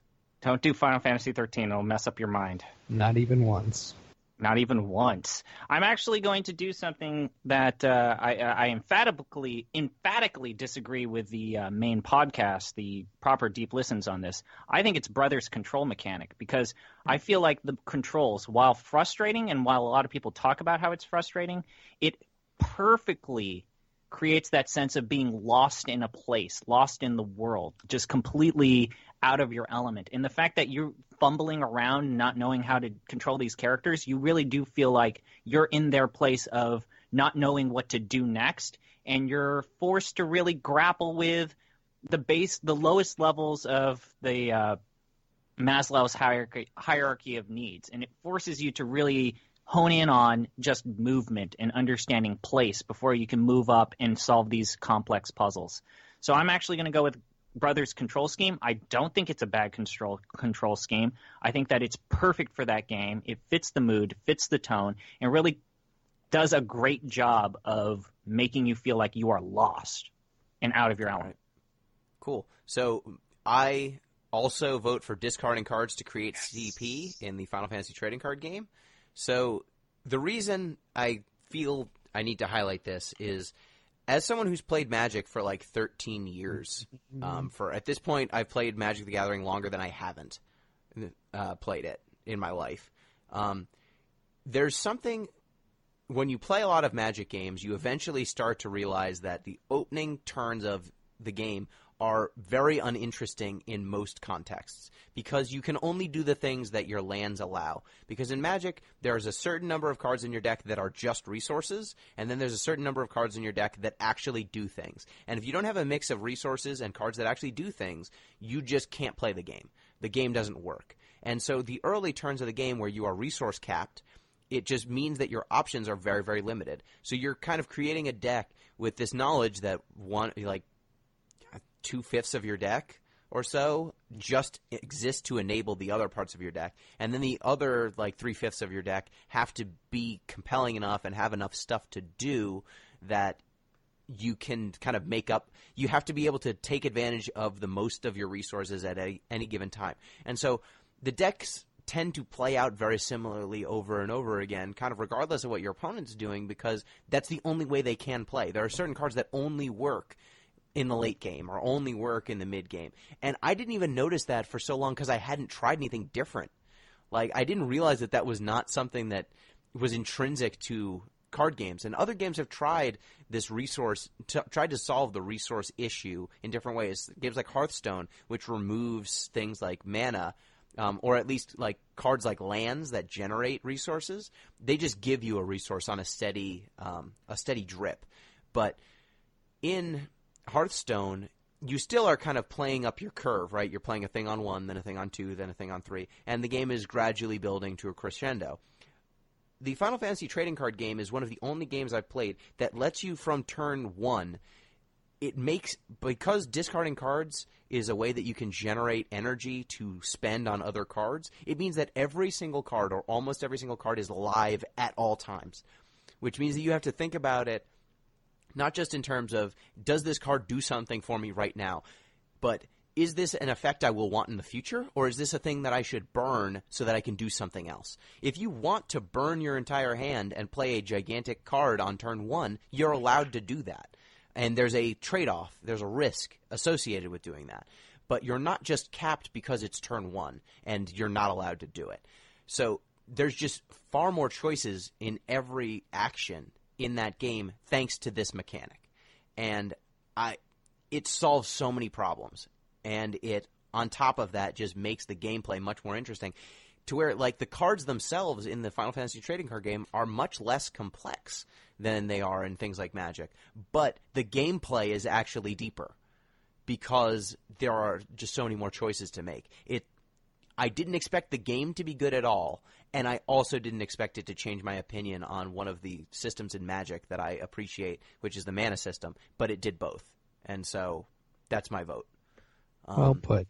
So we've got a tie here. Z-targeting, discarding cards to create CP. ZP, do you have a tiebreaker for us? Could you be swayed? I am going to switch my vote. I am switching my vote to the Final Fantasy trading card game. Yes. What? That's fine. Hold on. Can we let Z targeting have like a counter argument? Oh yeah. You can, totally. I mean, ZP, how much has Final Fantasy hurt you? The Final Fantasy trading card game is really good. I went to a tournament and I completely got my ass handed to myself, and I didn't know what I was doing, and I still was able to win 4 matches. All right, how good is any TCG anyway? Like, we're talking about fucking Ocarina of Time and the linchpin of this entire game. But here's the other thing, is like the Final Fantasy trading card game community is really nice, dude. Like it's a really they can't open. afford to drive anyone away. There aren't enough. It's a really, like, I went over there and they're like, oh wow, you're new, and then they was like, oh yeah, you just, like, I had a really positive experience playing with the game. So much so that Gino and I would desperately want to see this game get better distribution so as that more people play it. Because I think in a lot of ways, this is a great counter argument to everyone who says, oh, you play a trading card game? Like, it's not only deeply complex, it's easy to comprehend. You're constantly doing things. You're not just creating, like, this deck of cards in your hand. You're not kind of like a Magic player who's got, like, 12 cards in their hand waiting to play. It's action-packed, and it's affordable. It's far more affordable than any other trading card game I've ever seen. Like, the starter decks that you can buy on Amazon, they create decent decks where you can. And they're good. Yeah, they create decent decks that are really good, and they give you 2 simple mechanics that to grapple around with. This is one of the most responsibly designed trading card games, and I desperately wish that more people did it. You mentioned Star Wars Destiny. Mm-hmm. I have a friend of mine who believes that you don't have a full deck unless you have two full sets of the cards. So he bought entire boxes of Star Wars Destiny so as that he could have 2 full sets where I could play the same exact cards as he has in his deck. Mm-hmm. Do you know how much money he ended up spending? Yeah. $555. Whoa. Because it was that hard to get all of the same card. Jeez. You buy one $20 pre-made deck on Amazon, and you actually can play toe-to-toe to some of the people who are doing tournaments. This is creating a more accessible trading card game, and, like, I cannot underscore how important that is. Okay, so we've got 3 votes for the FFTCG. I know, Billy, if you want to say something for Z-targeting, that's cool. Z-targeting is really important. Like, I'm not going to argue that it isn't. I'm just telling you, like... I haven't played the Final Fantasy TCG. Here's why I might let that win without objection. If other TCGs in the future that might come out and be better would use something like this, and it would help the future of all TCGs. If this is going to be like the genre-changing mechanic that y'all say it is, I could let that happen. So I think I'm glad that it came down to a 2 to 3, but I'll acquiesce to this discard makes mana system for. I'll have to teach you. We'll see if I don't want to you're learn. a convert later. That's fine. I don't want to learn. Tough. But thanks. All right, so the winner of the best mechanic is discarding cards to create CP, the Final Fantasy trading card game. So let's jump over to some of our other awards. So next up, we've got Best Twist. Best Twist. We've got Your Brother Dies. Brothers. Spoilers. Your Uncle is Their God. A story about my uncle. Mayor Burt Reynolds. Saints Row the Third. Ophelia Drinks the Tears. Brutal Legend. You Blow Up Your House. Little Inferno. Everyone's surprisingly cool with Mint taking over the world. Threads of Fate. The Cult in the Mines is trying to bring back the jobs. Night in the Woods. You Go to the Moon. Ape Escape 2. The Horse is a pop star and has a lady fan club. My Horse Prince. The Villain is just misunderstood. Flipping Death. Chrono Dies. Chrono Trigger. The Jump to 16-Bit. The Messenger. Your Girlfriend Was Dead All Along. Dead Space. You Were in Limbo All Along. Port of Call. Inverted Castle. Castlevania Symphony of the Night.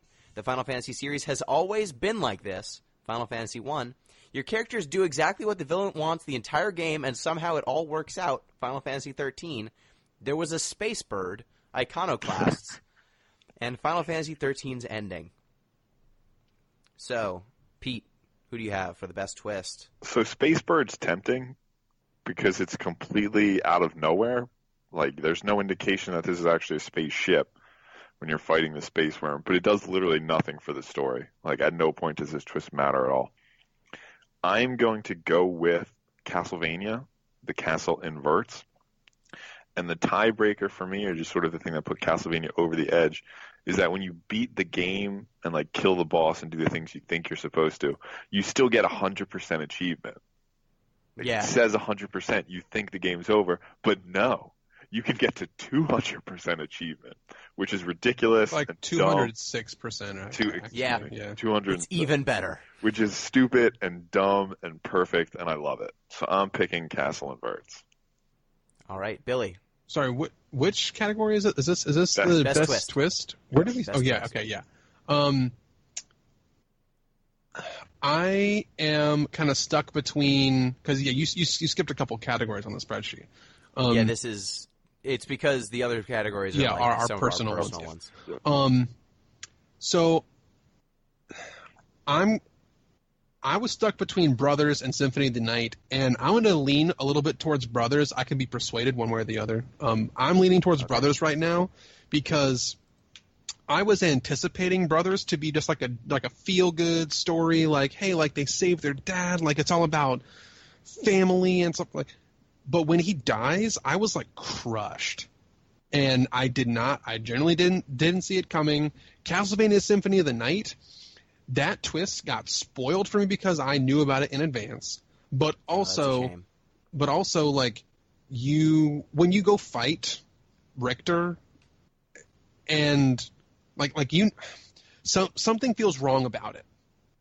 And so when you get to 100% of the game, you're kind of hinted at, wait, this shouldn't be how it ends. This isn't how it's supposed to work. You don't. No, that's something feels off here.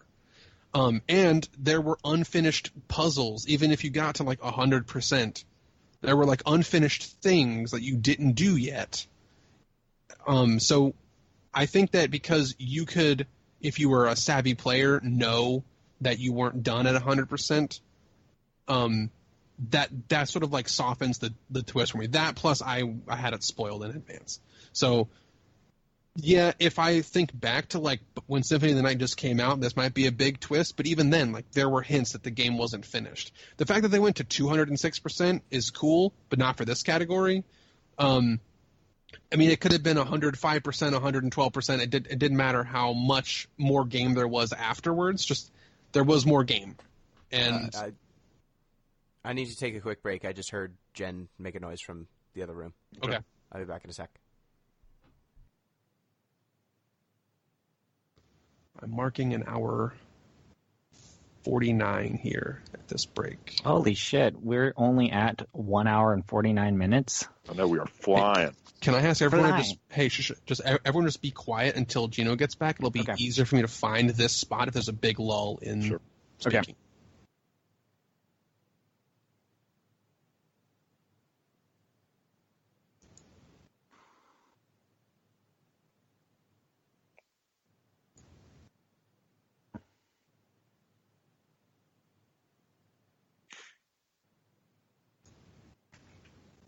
Yeah? Yeah, almost. Okay.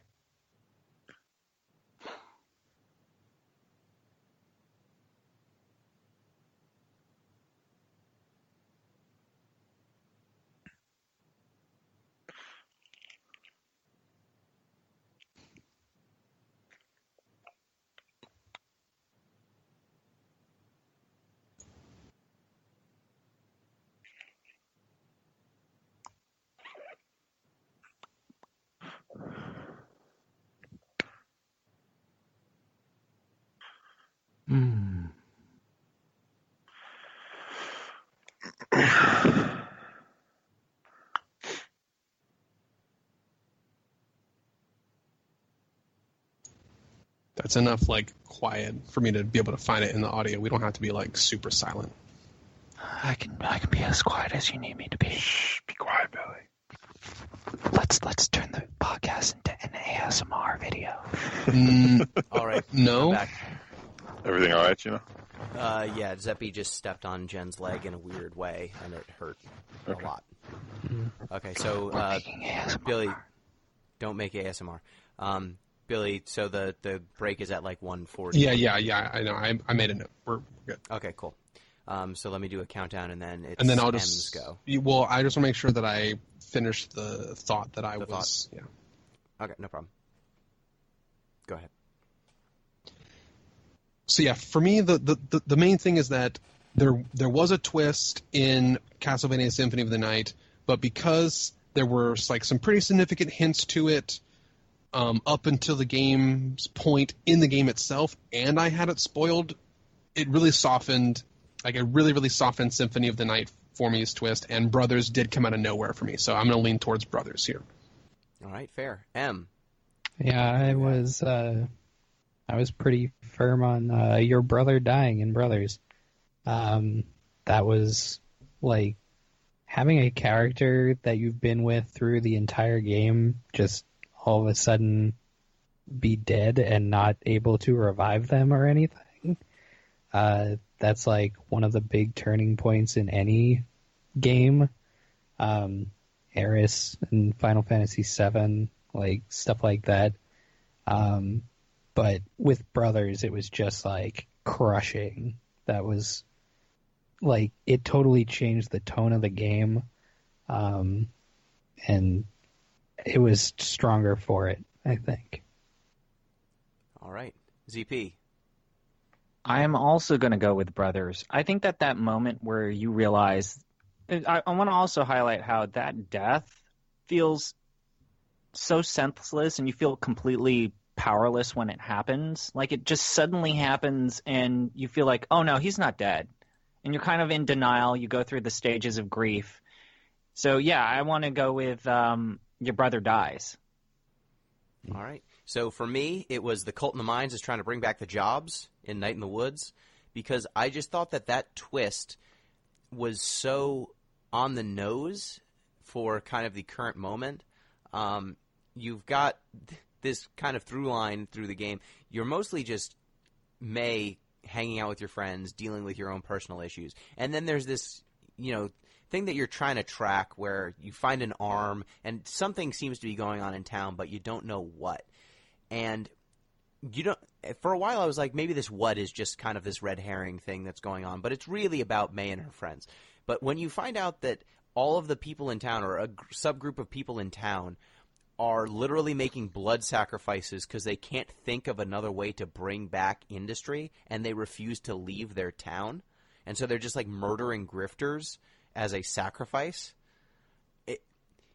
It's just this bleakness, this stark bleakness about small towns in America in the current age that I appreciated. Like, it's kind of the same twist. It's a similar twist, I guess, to, weirdly enough, like the current Sabrina the Teenage Witch TV series. But I just think it's an interesting conceit that there's this place in the mines where people go and they're trying to make their town better through just the most nonsensical way. So that really worked for me. But the winner is Your Brother Dies in Brothers. So let's go over to our other categories that are not personal. The Biggest Indictment of Capitalism Award. We've got Little Nightmares, Night in the Woods, Little Inferno, My Horse Prince, Final Fantasy XIII, Iconoclast, and Papers, Please. I don't think Papers, Please fits here, but let's go ahead. Yeah, I added it. Pete. Okay. I added it more from a perspective of the game itself being overall propaganda for capitalism as opposed to the story being propaganda for capitalism. But either way, it's not getting my vote. My vote's going to Night in the Woods for the twist Gino described, where these people are trying to bring back the jobs. Because one, you see a town that's sort of been left behind in many ways, but it's facing this economic disaster that's so huge, so beyond the understanding of any individual person, that the only response is turning to black magic. So it's a situation that society has created, but has become reified out of society's control to the point that sacrificing, black magic rituals are really the only response to it. So I pick Night in the Woods. All right. Billy. This is the critique of capitalism one, right? Yes. I'm just trying to stay up on the. Yeah. And for the record, this award is here because it was a through line in a lot of the games we played. And because we're a socialist podcast. Well, Says you. Yeah. Go ahead. The one that I liked the most here was Little Nightmares, because while not every part of the game did this, like the second half of the game, I think really became sort of a commentary section. That part made I'm usually pretty. What's the word I'm looking for? Like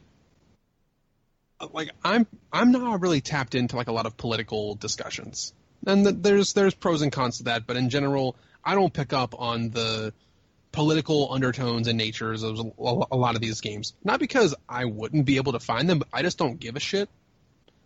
And Little Nightmares took parts of capitalism and the very, very well-founded critiques of capitalism and turned them into an actual nightmare escape.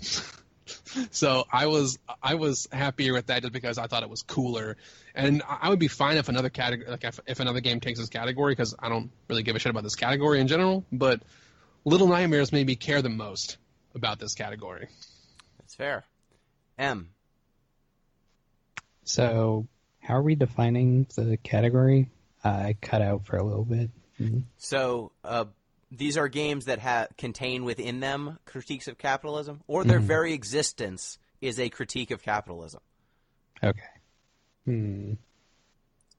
So I would say that almost all of these games contain a critique. Right. And My Horse Prince's very existence No. is a critique. No. Go ahead, Em. Yeah, I was thinking Night in the Woods for all the reasons you described, having not understood the category. That is fair. Yeah, but yeah, it's a good choice. ZP?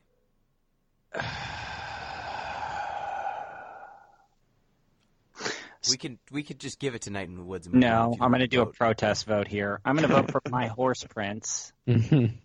Because My Horse Prince proves that capitalism is the superior system, because My Horse Prince would not be allowed to exist in a socialistic or communistical society. And you're And saying the we're benefits, no. better off for The that? fact that it exists shows that the free market of ideas is something that we must always protect and stand by. Okay. And I am glad that it is a faithful reminder of the need, the free market of ideas. My Horse Prince would not exist without it. Did you guys pay money to play My Horse Prince? No. Ooh, okay. It only goodness. asks for $1. It only asks for $1. That is too many And it got dollars. nothing. Okay, my vote was for Little Inferno because I found that Little Inferno had just the act of wantonly ordering things and burning them to make more money, to buy more things, to burn them. I thought that the metaphor was just the most direct. Sure. Makes sense. But the winner is Night in the Woods. Excellent. And then this is a tough category. Most replayable classic. We've played a lot of classic games. And this year was especially tough. We had Final Fantasy I, the first one. Castlevania, Symphony of the Night. Chrono Trigger. Ocarina of Time. Kirby 64, and Threads of Fate. I did not nominate Kirby 64 or Threads of Fate. Just let the record show. I didn't put Threads of Fate in here. So... This is the This one time where category- we will allow it, Gino, if you really did. You don't have to I didn't. deny. I honestly didn't. Sure, Gene. But, sure. Sure. Whatever you say. Okay. So Threads of Fate. Sorry. You rattled me. So this category is for the game. We've played a bunch of classics, but how many of these were actually fun to replay? Like, some of them do not actually hold up in a modern context, but some of them very much do. So, Pete. Okay, so in terms of actual gameplay, like if that were the only criterion, I'd probably pick Ocarina of Time. Just because I think, an action game is sort of more fun to revisit than an RPG in general. But given the multiple endings, the different things you can see each time you pick it up, I have to pick Chrono Trigger. The story lets it surpass Ocarina of Time, even if I prefer Ocarina's gameplay. And cool. one more thing. Old school graphics hold up better in a modern context, too. Oh, yeah. Go ahead, Billy. I'm going for Ocarina of Time here as most replayable classic. Other games that I looked at were Symphony of the Night and Chrono Trigger. I said Symphony of the Night was not as replayable because if you know how to break that game, you really can't unlearn how to break that game. And you can kind of make that game's whole combat and fun stuff just completely trivialized if you know how to break that game. So I don't find that to be that interesting. And Chrono Trigger, I think, is a cool game and a close runner-up, but because you can play Ocarina of Time in so many different ways that the game doesn't intend for you to play if you like it so much, there are multiple ways to play Chrono Trigger, but the game is built and designed for that. People have replayed Ocarina of Time so much that there's challenge categories of doing the dungeons in reverse, doing the game without ever getting this item, do the game, there's almost Dark Souls level challenge modes of playing Ocarina of Time. That gives it more replayability for me. Plus, harkening back to one of our earlier discussions, every track in Ocarina of Time, wall to wall, bangers. And it's like coming home. I play Ocarina of Time every single year just so I can watch Darunia dance. He does do that. I play Ocarina of Time every year just so Princess Ruto can weirdly come onto me in some fish, furry fetish situation. I've learning a lot about it. We learn a lot about ourselves when we play Ocarina of Time. I want to play Ocarina of Time just so I can walk by a chicken and say, you know what, if I swung my sword at you, I can fly. With this chicken, I can go places and I can also commit suicide. That's good to know. All right, M. I was having a really tough time with this category because I don't usually replay games. That's just not how I experience things. I went with Ocarina of Time because from my own experience, that is the one game that I've actually intentionally gone back to multiple times as it's been reissued. It just, it's, as you said, going home. All right. And ZP? I'm going to go with Ocarina of Time, and I came to Ocarina of Time late. I think Gino knows this story. I was not allowed to play Ocarina of Time when it came out, and I had my N64 because I was raised by my grandparents. I won't go over the exact reason why, but they had religious objections, let's just say, to Ocarina of Time. Yeah. I look back on that. And now that I have had it, it's kind of like you see like so many of the hallmarks of platforming and action adventure today in that game, and it's kind of like a history trip for me. It's like seeing the world building in the game, and I honestly feel like I've played the game so many times that I know the patterns for each of the bosses except Morpha, because fuck that guy. That temple is horrible, and that fucking god awful fucking whatever it is blob of bullshit. But otherwise, I think that the bosses kind of add to the replayability, and just the fact that each dungeon works to hone in on the mastery of an item or combat mechanic also makes it, for me, a great replayable game, because you never feel overwhelmed until the water temple, but less said the better. All right. So for me, I was going to go with Castlevania Symphony of the Night, but I was compelled by Billy's argument. That game, once you know how to break it, you kind of break it every time the same way. There's a bunch of ways to get to the same point in that game, but once you get there, the game's just kind of trivial. But I think it still holds up as one of the best examples of a Metroidvania game, despite being over 20 years old at this point. So I think that Castlevania, it's worth shouting out. But I'm going to go with Chrono Trigger, because I think that game, every time you replay it, there are these multiple endings you can achieve. There are different party configurations you can create. There are different side quests that you can partake in or not. There's enough game there that it is worth playing multiple times to see the different ways you can, finish that game, and to see what things actually, change over time if you make a different decision. And for me, Ocarina was really compelling, but I had a hard time literally replaying it because of the graphics. I had a really hard time with it. I couldn't make out a lot of the stuff, and because I hadn't played the game when it first came out, I didn't have that muscle memory to finish it, so that was big for me. But the winner is still Ocarina of Time. Most replayable classic. So, now let's go to our personal awards. All right. The first personal award, Pete. Oh, wait. Okay. Oh, well, I can go with mine first. That's fine. My Platypus Award for Game That Should Not Be. The nominees are the Final Fantasy Trading Card Game, Brutal Legend, My Horse Prince, Saints Row III, Cuphead, Threads of Fate, Ape Escape 2, Final Fantasy 13. No, I didn't put these there. Final Fantasy 13, get out of here. You. Final Fantasy 13 2, The Last Mission. They're both platypuses. They shouldn't exist. They should shouldn't exist, but they don't. Should they not should be. I helped you make your category better, Gino. So the winner of this category is going to be the Final Fantasy Trading Card Game. All these other nominees, they are games that have weird eccentricities, and they are really specific. Like Brutal Legend, as Pete said, it seems like a lot of money was put into just the voice acting and the aesthetic, and man, they tried to do a lot with the gameplay, and it didn't all work out. But the Final Fantasy Trading Card Game, if you told me that Square in the current day and age was going to design a really good Final Fantasy property, one, I wouldn't believe you because they haven't done a good job in so long. But two, if you told me it was going to be a trading card game and it was going to actually shake my faith in the game that I've been playing since I was like 13 years old because I like playing the other one more, I would not believe you. I would call you a liar. And that is what the Final Fantasy Trading Card Game has done. It is really fun. The mechanics are simple to explain, but difficult to master. And it's just a really well-made game from top to bottom. I recommend it. It's really good. And it should not be. Yeah. I've got a legendary Squall. I opened a legendary Titus today.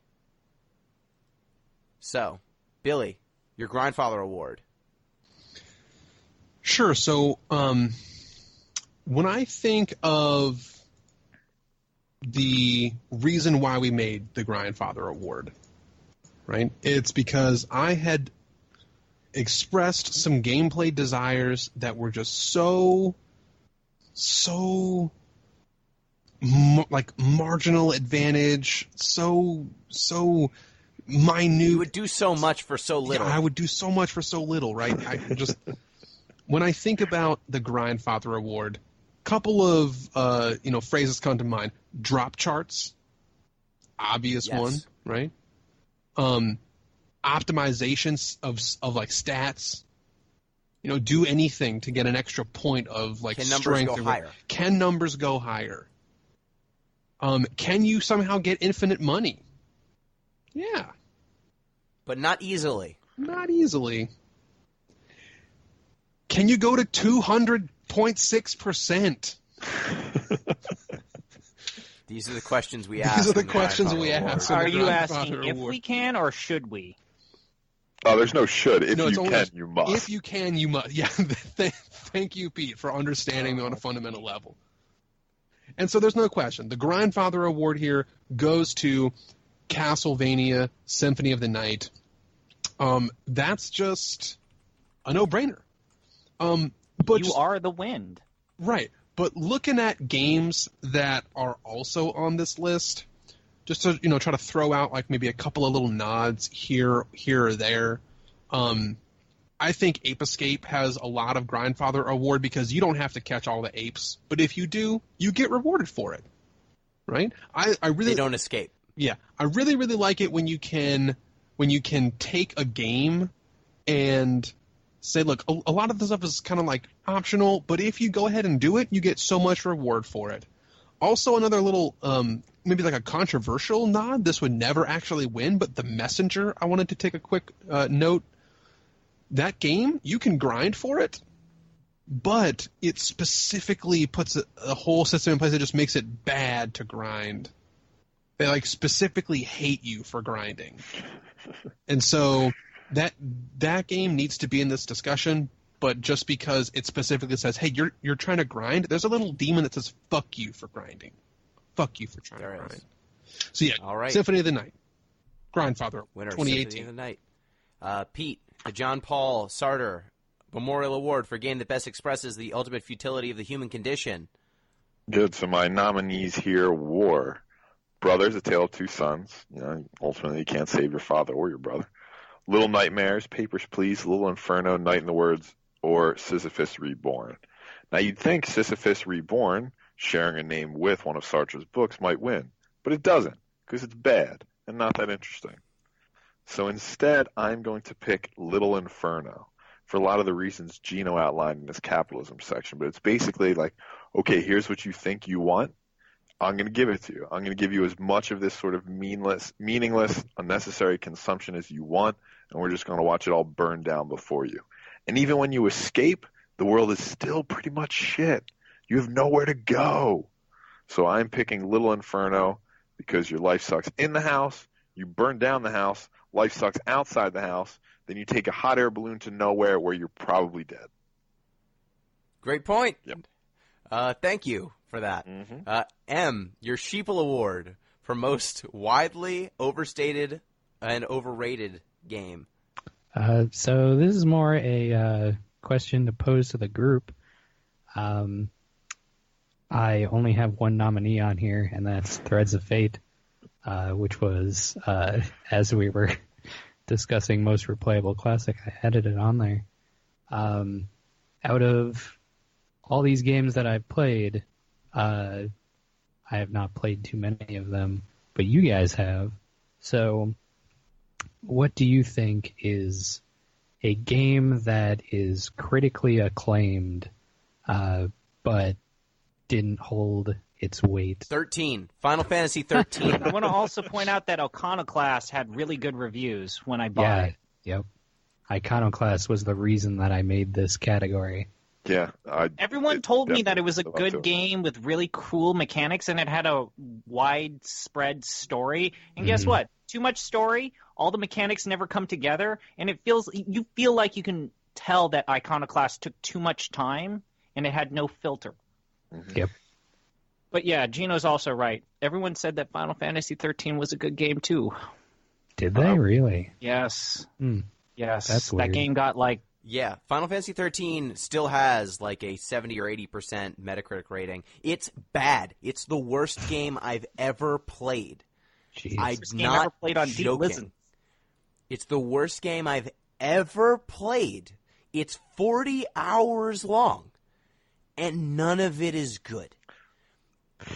It asks bad. so much. Talk about yet the other gives games, so little. Gino. Talk about the other games that Final Fantasy 13 defeated on your bad game list. Okay, man. I've played Rugrats for the PlayStation 1. Oh, that one's awful too. That game's fucking Is that the terrible, board but it's game? only an hour Oh, yeah. long. That game's only an hour. I've played Sonic Chronicles: The Dark Brotherhood. That game is bad. But, man, it has the decency to end at 20 hours. Man. And if you do the side This quest, game. it could be. Gino played this game for 40 hours. I ended up spending 83 hours because I tried to do all of the Grindfather stuff. I tried to do all the side quests. I tried to go as fast as I could. Jeez. The winner is Final Fantasy 13. Yeah. Okay. I'll support. I It's Final will. Fantasy so is already bad. the worst game of the year and also It is ever. unique. It is I think I'll unique go in with that that. it is. It's unique in that it is terrible and also somehow highly esteemed at the same time. It's a paradox. It's a Mobius strip. I would like, at the same time, while we're talking about this, to give a shout out to Majora's Mask, which, if anybody was being honest with themselves, is the better of the two Zelda games.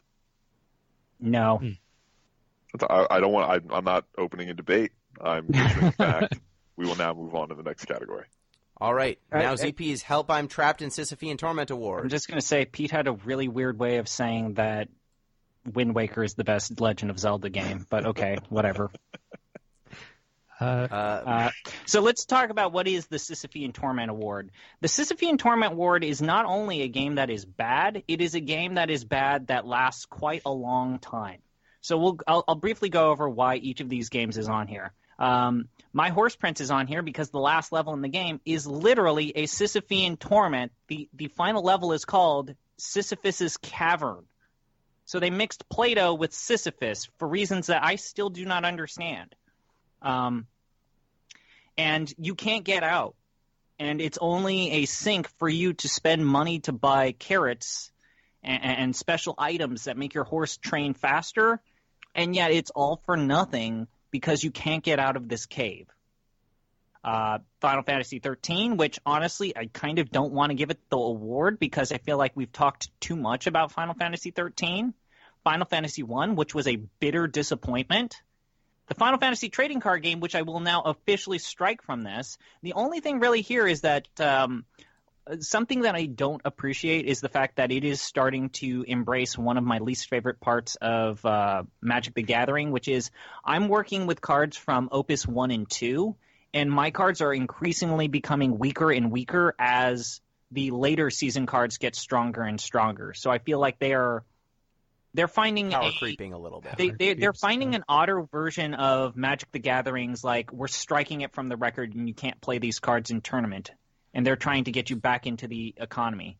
And then Final Fantasy X-2, which I recently wrote a blog about, Final Fantasy X-2 Last Mission, which I recently wrote a blog about, which may well be the worst playing game ever made by Square Enix. Now, there's a difference between worst game and worst playing game, because Last Mission is downright unplayable. It is unplayable. It What defies your want to play. How so? Yes. It is Can a you explain? mystery dungeon game with the characters from Final Fantasy X-2. And it's everything in the game, including your ability to save, refine items, use healing potions, are all procedurally generated. Meaning, if you are down low on health and you're on your last dress sphere, you're dead. You are dead. Now you get to go to the bottom of the tower and try again. And guess It's what? terrible. Unlike the other roguelikes you've talked about, like Enter the Gungeon, how many levels are in Enter the Gungeon, do you think? I mean, 7, I think. 7.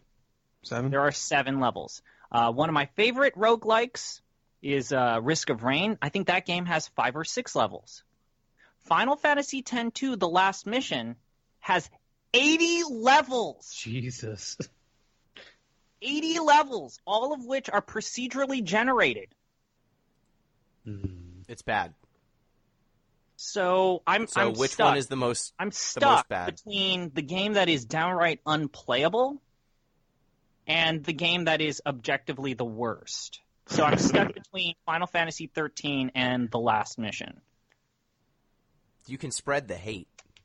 You know what? I think that we've given so many awards to Final Fantasy XIII that All of them bad. I just do not want to award it with anything. So I think I'm going to go with Final Fantasy X-2, The Last Mission, because it deserves to be condemned.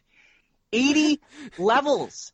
Could you imagine playing even a good roguelike like Spelunky for 80 levels? How long does each level take? Each level, I would say, just to do 20 5 to levels, 10 it took me minutes. about 2 hours to my do goodness. 20 levels. Oof. And I'm Brutal. stuck in this spot. I'm stuck in this spot to where every single time I try to fight these giant blobs, they like take my items away and then just do this like 5-punch combo, and then I'm dead. And then here's the other thing. When you die, you have to start at the beginning of the level. So you could be at level 76, lose all of your dress spheres, die, and now you have to start at level 1. Are you It's bad. fucking serious? It's Dude. so bad. It's a really bad game. Oof. That It hurts. only is not the worst Final Fantasy game we've played because there are some that are free to play and exploitative, and some that are Final Fantasy 13. And Gino, I played the Mobius. Mobius Final Fantasy had Final Fantasy X content in it, I know. which I thought I about know it putting did. on this list. So I just want to say, fun fact, Final Fantasy X is set within the Final Fantasy Mobius Final Fantasy universe.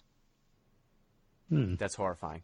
All We right. should have put on Final Fantasy Will, where you find out that Auron had a daughter. He was a Nah, we're ghost, good. and he impregnated a woman while he Nope. was a ghost. Nope. So we're going to go to Game of Our Year 2018. Now it's time for the award we've all been waiting for, the Trenchies, the Marianas Trench Awards for deepness. Our Game of Our Year award. The award we've all been waiting for. So now, let's go through the games we've played this year. Battle Right, Cuphead, Final Fantasy I, Brothers, A Tale of Two Sons, Bayonetta, Saints Row III, A Story About My Uncle, Little Nightmares, the Final Fantasy trading card game, Kirby 64, Papers, Please, Final Fantasy XIII, Trine, Brutal Legend, FTL Faster Than Light, Little Inferno, Threads of Fate, Night in the Woods, Ape Escape 2, My Horse Prince, Enter the Gungeon, Sisyphus Reborn, Word of Call, Flipping Death, Castlevania Symphony of the Night, Minute, Chrono Trigger, The Messenger, Dead Space, Legend of Zelda Ocarina of Time, Deltarune, Iconoclasts, and Final Fantasy X-2, The Last Mission. Last Mission. So here we are. Billy, who is your nominee for Game of the Year? Game of Our Year. Who is your Trenchy recipient? I really want to have more discussion about this and not just throw out my nominee, because I'm not going to really be able to get behind this until I hear some of my friends' passion about their games too. I like that this immediate hedge. Yeah. For me, this is between 3 games, and it's really only between 2, but I think 3 are worth mentioning. For me, it's coming down to Ocarina, Chrono Trigger, and Castlevania. Final 79. Fantasy 13. Not I was Final going to make Fantasy. that joke. Somehow wins worst game and best game. Yeah, that's how weird. things work. It's a Mobius strip. Mhm. Okay. Ouroboros coming back. So, does anyone have a game other than those 3 that was in their top? Yes, Okay. I do. Okay, go ahead. Which one? Should I go? Okay. Yeah. So those are all excellent games, right? But I don't really care. Like, I don't really care that the games are just good games at this point. That's not really enough for me in this life cycle of game creation. So I'm going to pick a game that I thought did more than just be good, that resonates with this particular year and that I'm going to spend a lot more time thinking about than any of those other 3 games we've picked. So that's why I'm going to pick Papers, Please. It's not necessarily the best game, but it's doing a lot more that games should be doing than those games, which were created in a past where games didn't have to do anything else but be good. But games need to do more now, and that's why I'm picking Papers, Please. Yeah. All right. Yeah, live with it. That's my pick. It's a fair stance. I want to go with Chrono Trigger. In particular, I had a similar top 3 list, although I swapped out Symphony of the Night for FTL because I just prefer playing FTL to Symphony of the Night. But my top 2 would be Chrono Trigger in the 1 slot, and then Ocarina of Time on the number 2 slot. And the only reason why Chrono Trigger still gets that top slot for me is I honestly think that Chrono Trigger might actually be the best game of its entire genre. And that's something that I feel like we cannot understate, is people are still looking at Chrono Trigger as a template, and people are still playing. You're still capable of playing Chrono Trigger today and coming away feeling like you've played a generational defining game with strife, story, characters, gameplay. And while I totally agree with what Pete's mentioned, I do think that there is something that is important to communicate in games as a medium of going through trauma, trouble, strife as a cooperative experience, as something that is shared and something that you work toward. And what also ends up, I think, hurting Ocarina of a Time in terms of it taking this award is I feel like so many games have perfected what Ocarina of Time laid down. I mean, I do not believe that Majora's Mask is better than Ocarina of Time. However, I think Wind Waker is better than Ocarina of Time.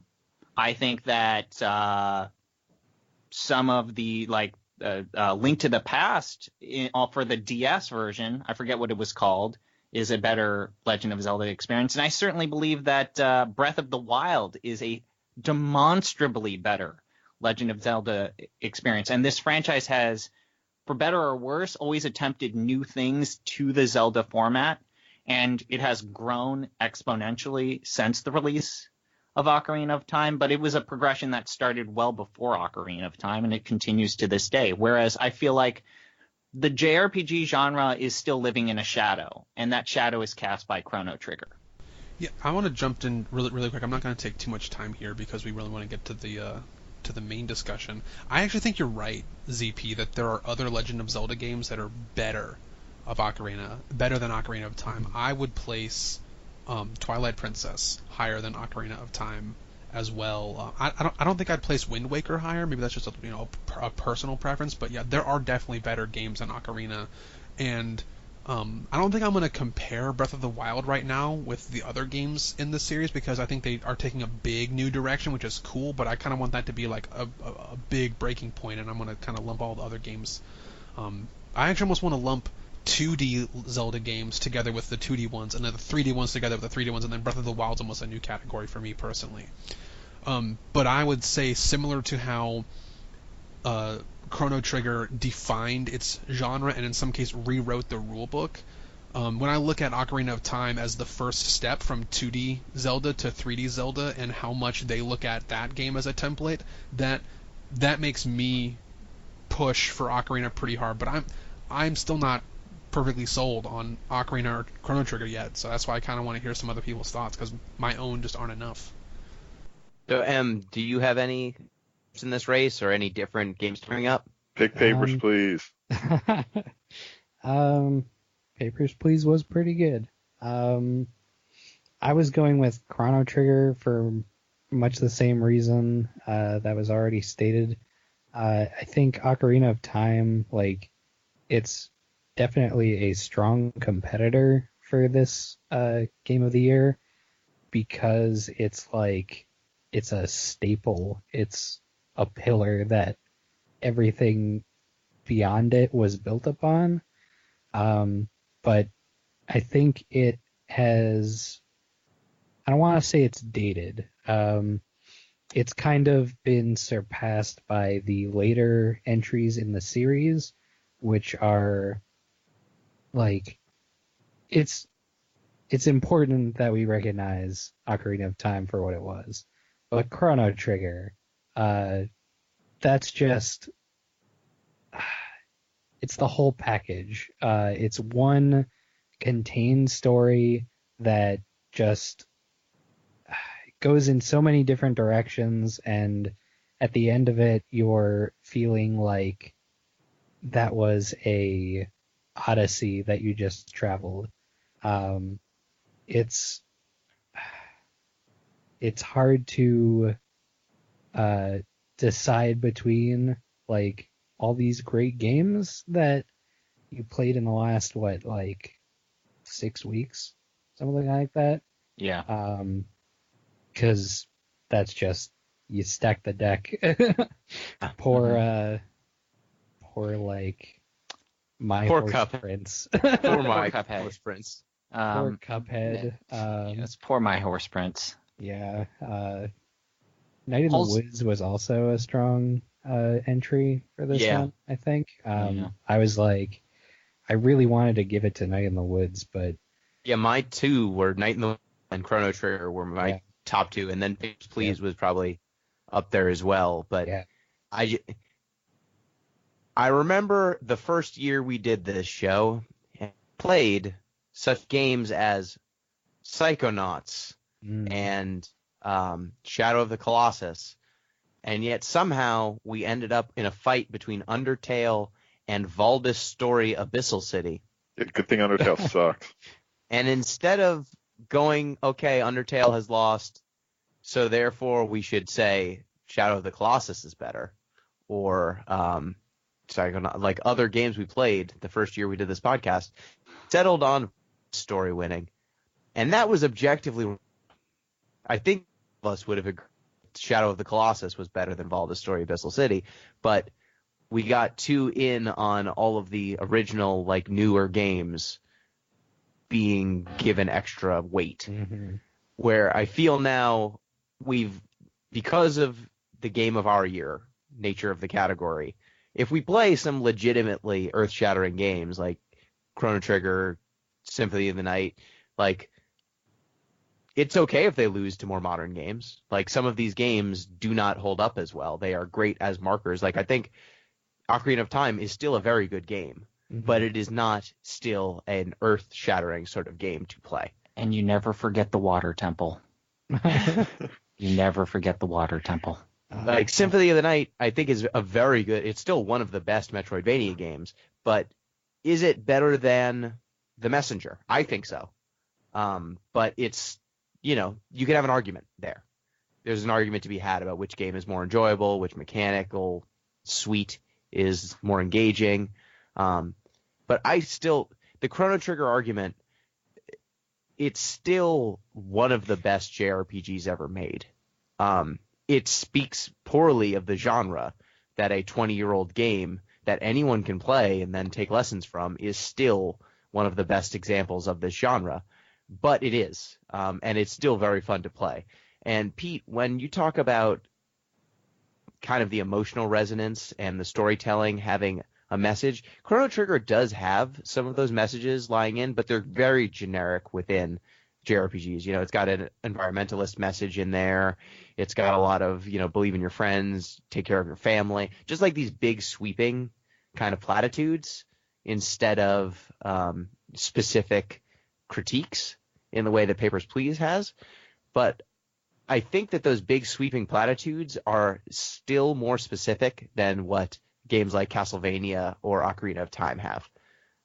There are messages to be taken away from Chrono Trigger. They just tend to be, I would say, kind of in like a palette or, dumb action movie palette in of a, house film. It's not as specific, but it's got all these broad emotional strokes that appeal to a lot of people and apply to a lot of people. Yeah. And I think there's the variability factor to Chrono Trigger lends a lot to it just feeling timeless. Like when you play Chrono Trigger and you really approach it without the feeling of, oh, I need to do this, I need to do that. You just let it be an organic experience where you explore different parts of the environment. You treat each each interaction you have with your characters differently. Like you will get, I mean, it's not as nuanced as some games today, but the fact that they back in the day they took the time to write like God knows how many endings for that game because they actually cared about your decision making in the world speaks very clearly speaks to how much craft and care was put into the game. And I feel like that, again, is something that was at the time revolutionary and to this day is still revolutionary, which unfortunately speaks poorly of the industry and how it has done character choice. Yeah. That's a big struggle that people have with creating narrative games such as The Walking Dead and those sort of Telltale games. Yeah. It's like we want you to have player agency, but we also have to direct the story in such a way that like it basically bottlenecks, and that the ending is always the same result.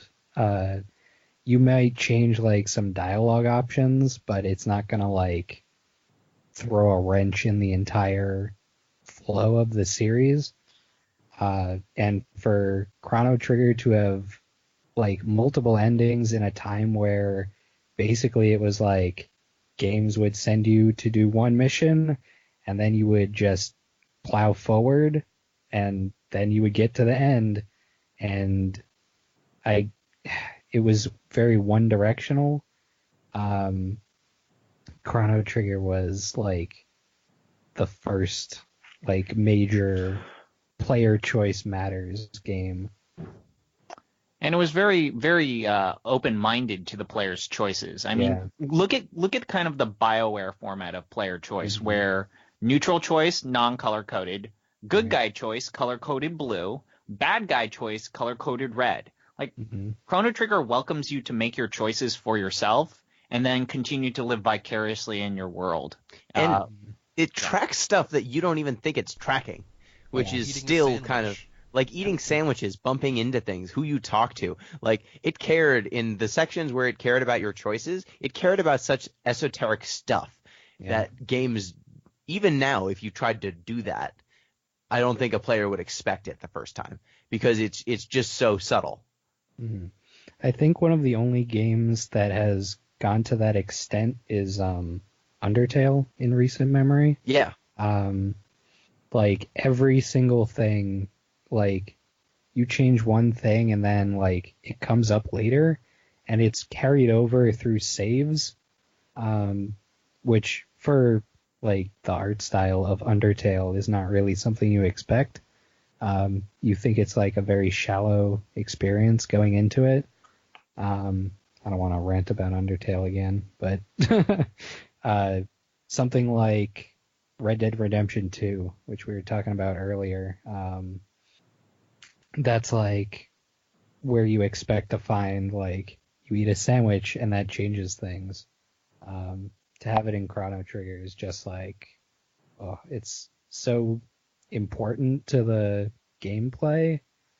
So good. Oh, I want like Chrono Trigger more. I think just something that we can all get behind. I think everyone here enjoyed Chrono Trigger. Like, can we agree that if it's not Papers, Please, is there any game that would give it over Chrono Trigger? Billy, are you okay with Ocarina of Time, the Ocarina of Time versus Chrono Trigger thing?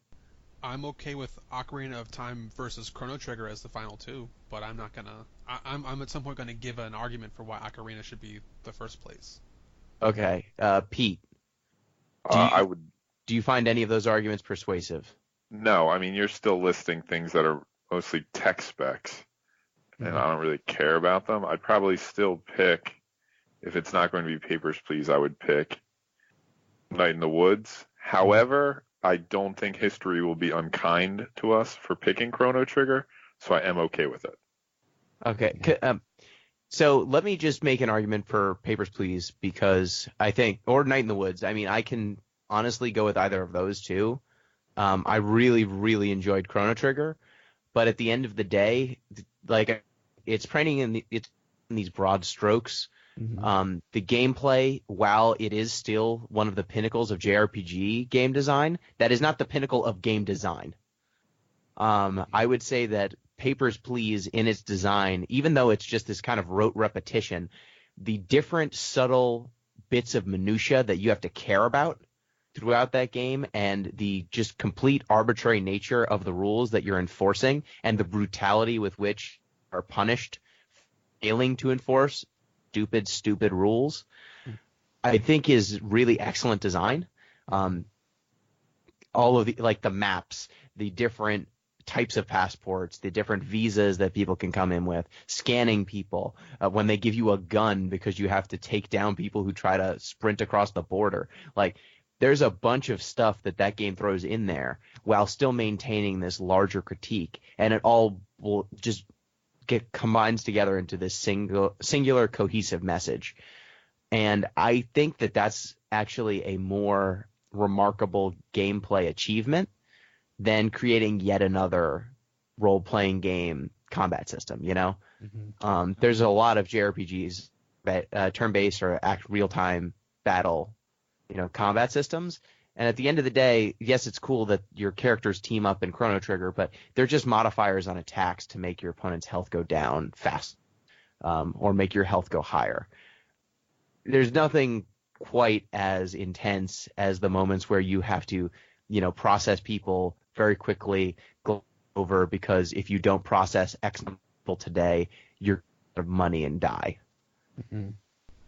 I'm not sold by any of this on Papers, Please. I want to make an argument specifically to get Papers, Please off of our consideration table.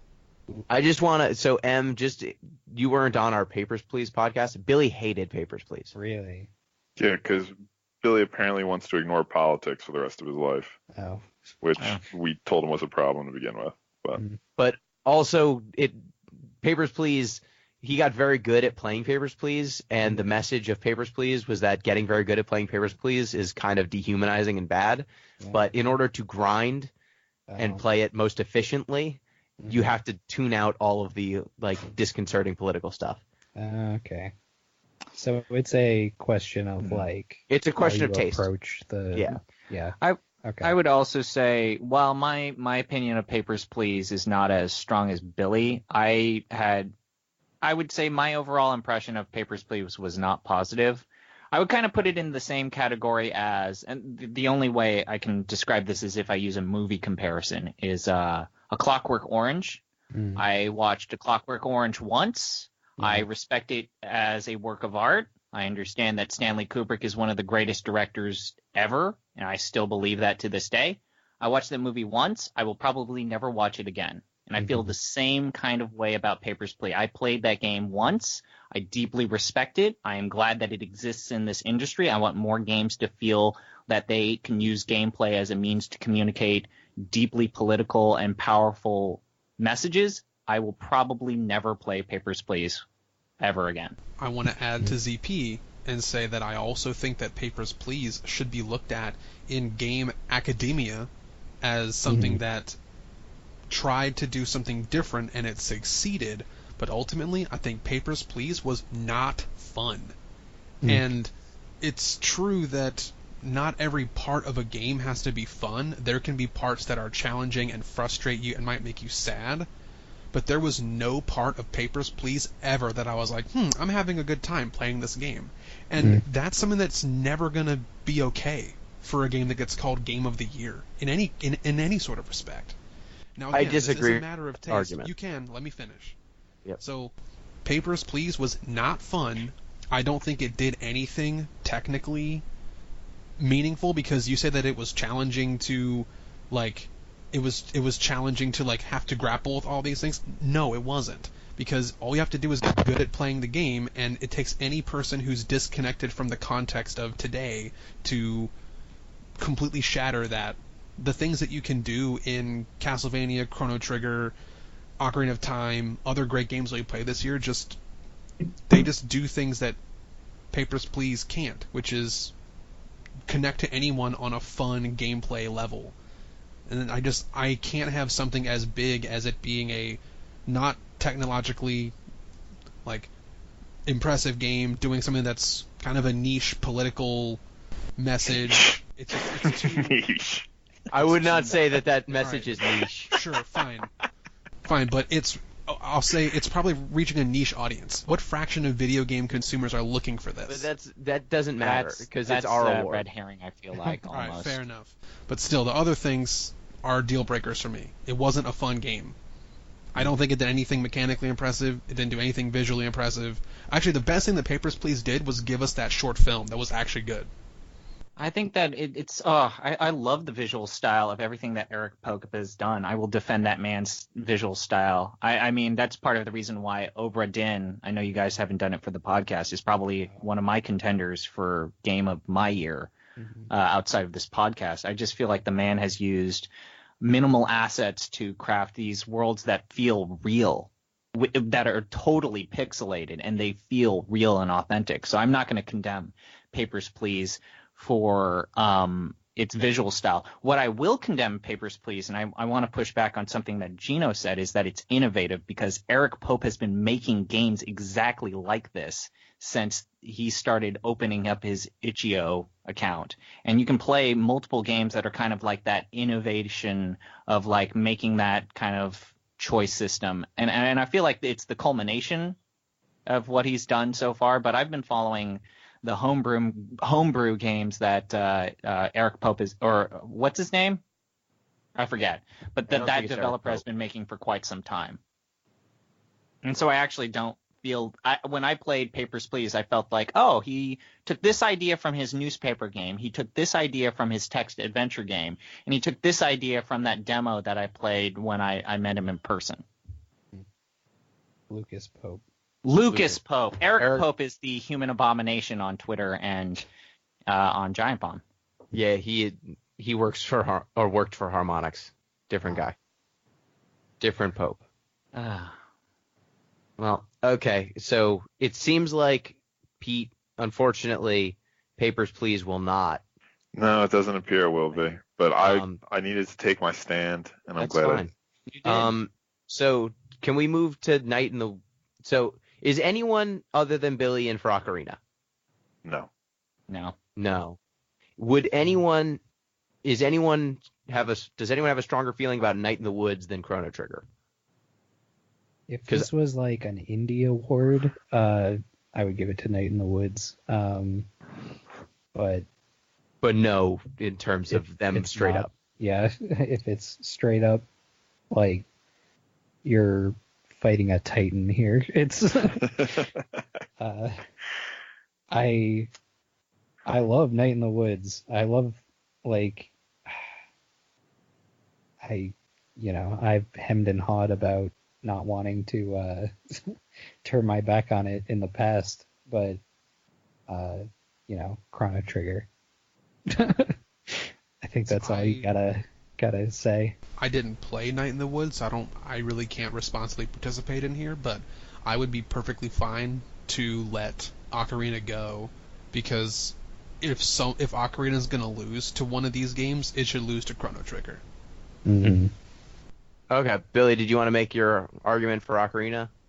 I will, if for no other reason than to, for one of the last times on this show, express a love for my favorite game. Now, I would still vote for Chrono Trigger if for no other reason than to make sure Papers, Please loses. but let me just say some nice things about Ocarina of Time compared to Chrono Trigger, because for me that was the real difficult decision, right? From hell's heart I stab at thee.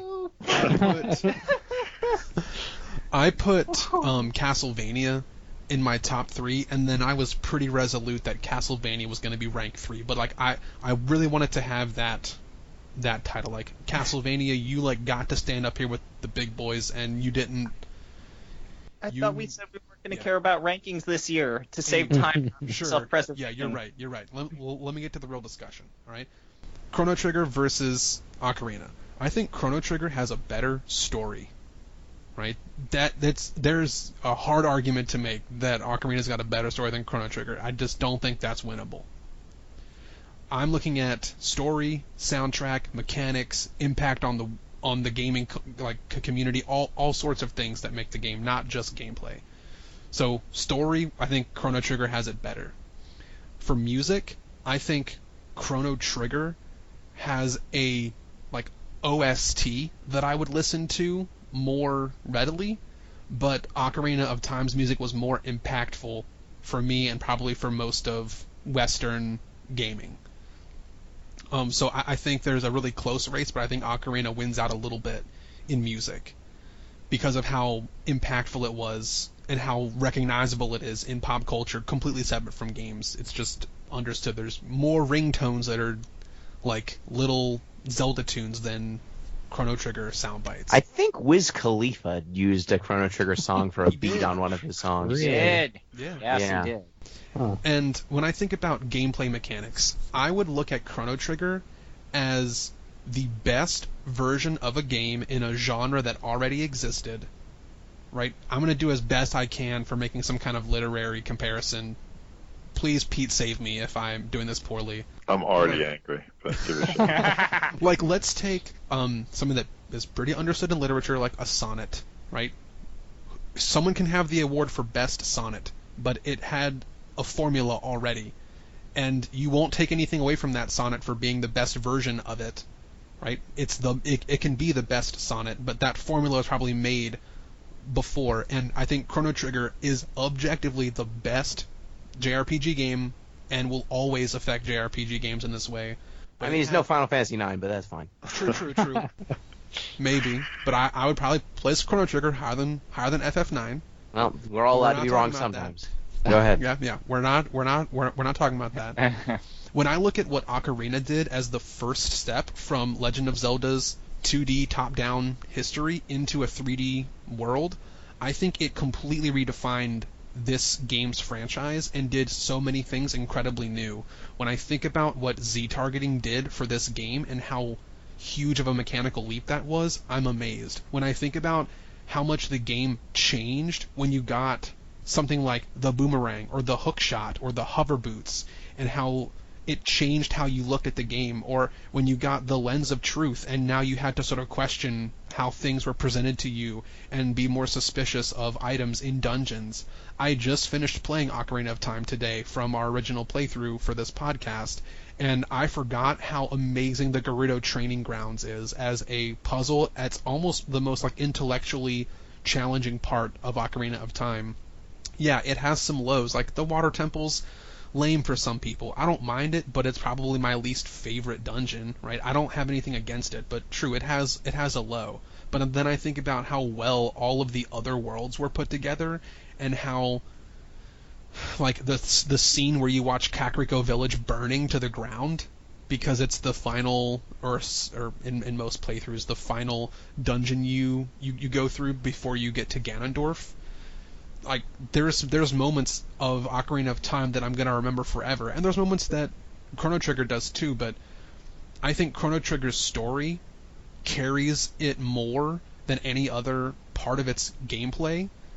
There are parts of Chrono Trigger that are just formulaic numbers going up and down to make your RPG party better. I'm not taking anything away from Chrono Trigger. It needs to have that because it wouldn't be part of its genre if it didn't. Having multiple different action items in Ocarina of Time and approaching your combat in different ways based on what item loadouts you like better, and it all just has to work, kind of balanced and mechanically work too, that does so much for me. And I think that if you look at all these parts of this game, and one part that I forgot to include, which was the impact of the community, Zelda is such a huge, impactful franchise, and it's still played today in speedrunning categories and still being studied and broken apart. Now, Chrono Trigger is too, but there's less of a community around Chrono Trigger. There's a huge speedrunning community around Ocarina of Time. Oh. It's called one of the top 3 greatest speedrunning games ever, much like Chrono Trigger is it's just a more rigid game. Yeah, it doesn't have that, and I'm not saying Chrono Trigger is bad for it, but it's just No. something else that Ocarina of Time offers.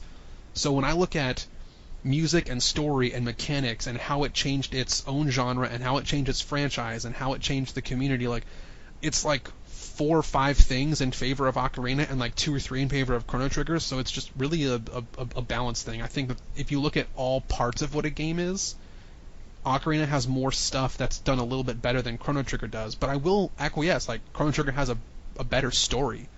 So if you focus on that, yeah, Chrono Trigger wins, and I'd be totally fine with Chrono Trigger winning, but if my arguments have persuaded anyone, I think they should persuade someone because of what other things Ocarina of Time does besides just its writing. Because true, it focused on other things than its storytelling. It didn't have these millennial-long, impactful choice chains, right? It didn't have Frog. It didn't have Frog or Robo, right? It could have. It could, maybe, but I think Ocarina has more stuff in its presented package than we're giving it credit for. That's my pitch for Ocarina. And if Ocarina loses to Chrono Trigger, fine. I just want to say, and I know you guys have mentioned, you all have mentioned it. I just want to say, it's been said multiple times, including the podcast, and I don't want to like shit on Billy's parade or anything like this. Z-targeting is great, but it is only an innovative feature if you never played a computer game, because Z-targeting always existed in computer games. It was just the first person. Yes, computer gamers have been playing Z-targeting lock-on, hit the caps button to lock onto your target since the dawn of first-person shooters post Doom 1. So I feel like some of those innovations are great for consoles. And in fact, it's kind of like saying your favorite first-person shooter is Halo. I'm not knocking it. I'm not trying, but I'm advocating for my boy here, right here, Chrono Trigger. So I just want to say that that's a great point, Billy, but also think of how many great Legend of Zelda games have had to perfect kind of the shortcomings of Ocarina of Time, whether it be Wind Waker, whether it be Twilight Princess, whether it be Breath of the Wild, or if you're a person like Pete, whether it's Majora's Mask. Some people just want to see the world burn. Yeah. With a giant moon with a scary face on it. Yeah, I'm okay with Chrono Trigger taking this. I mean, my vote is still for Ocarina, but I'd be fine with Chrono Trigger taking it. Okay. I think you're right in a lot of ways, ZP, that yes, Ocarina had things that needed to be improved upon, and later games did. Right? I don't take anything away from Ocarina for that. I don't either. I'm just trying to rep my game. So yeah, and we can all acknowledge the gloves are off, man. There's almost nothing you can look at Chrono Trigger and say this needed to be better. Yeah. Well, it's a good thing they managed to find true perfection with Chrono Cross, the sequel to Chrono Trigger. It's a perfect game. It got a 10 out of 10 on multiple sites, so it's the perfect game, and we'll play it someday. But not now. So, Pete, are you okay with Chrono Trigger? Is there anyone who has any game other than Chrono Trigger that they want to speak for? This category for the Trenchies has not fared well for everyone's personal favorite game of all time, because Final Fantasy IX did not win. Ocarina of Time did not win. Did it win? 9 won. 9 won? Oh, I thought 9 didn't win. But that was a weaker year. How did Pete allow that to happen, Pete? What? I got outvoted. Ugh. You helped me. You helped me make that happen. Oh, that's right. I invaded the podcast. Oh, that's right. It was that year was The Witness, Pokemon Snap, Mass Effect, Inside, Ori and the Blind Forest, and Jotun were the five we were debating between, and I had a very strong Pro 9 stance, and the only game I could have allowed it to lose to, I think, was Mass Effect. I would take 9 over Mass Effect. But yeah, I would take 9 over Mass Effect 2. Exactly. I think I was going for Ori or something that. Yeah, I think you were going for the Metroidvania. So when I lost, I was like, yeah, I'm on board with 9. But I think Pete pushed my game out, and then not because I wanted to betray Pete, but when he pushed my game out, my second place was Gino's game. So this is your Parthian shot, Billy, is betraying Pete yet again to prevent his game from winning. Yeah, and then last year it was honestly the Pope could be vying for Papers, Please, and I'd tell him to go fuck himself. Just want to be clear. So there's only Chrono Trigger left, right? There's no. Yeah. We didn't stomp ZP. You were in with Chrono Trigger.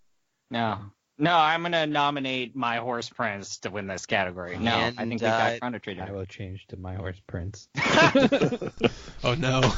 Hold on. Wait. You fuck that horse. Let me say some nice things about Chrono Trigger. Robo's in it. Frog. Perhaps you've heard of Magus.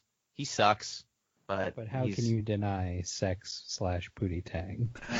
All right. Really easily. With effortless will. Yeah. Okay, well, it looks like the Marianas Trench Award here goes to Chrono Trigger. Young upstart, came up against all odds with no pedigree. You just love to read something that comes out of nowhere like this. Yeah. Yeah, It's so the hero we need and the hero we have. It's both at the same time. exactly. So the winner of the 2018 Game of Our Year award is Chrono Trigger, with runners-up Ocarina of Time, Castlevania Symphony of the Night, Night in the Woods, FTL, and Papers, Please. Those are the only ones that anyone nominated. I'm just gonna put a little check mark next to Threads of Fate. Sure, man. You do whatever you want, like Google Docs. Sure. Did Threads of Fate win anything? I think we were able No. to successfully veto Gino We on shut that it one. out. No, it didn't win anything. That's fine. I didn't need it to win anything. I just Kind needed of like to... how we didn't let you make Magic Pengle win anything. Magic Pendulum should have won fucking something. That's It still did. a It travesty. won Best Twist, right? It didn't win No. anything. We went over We already this. talked about this. yeah. Monica, Doki Doki Literature Club was a Oh. better twist. What if we go back and fix it? We would need a Hero of Time, but we don't have Magic those. Pengle won Gino's Platypus Award. It did. Oh. I gave it an award. Because he had exclusive control over that. Yes, Yeah. I made Did sure it win won. an award.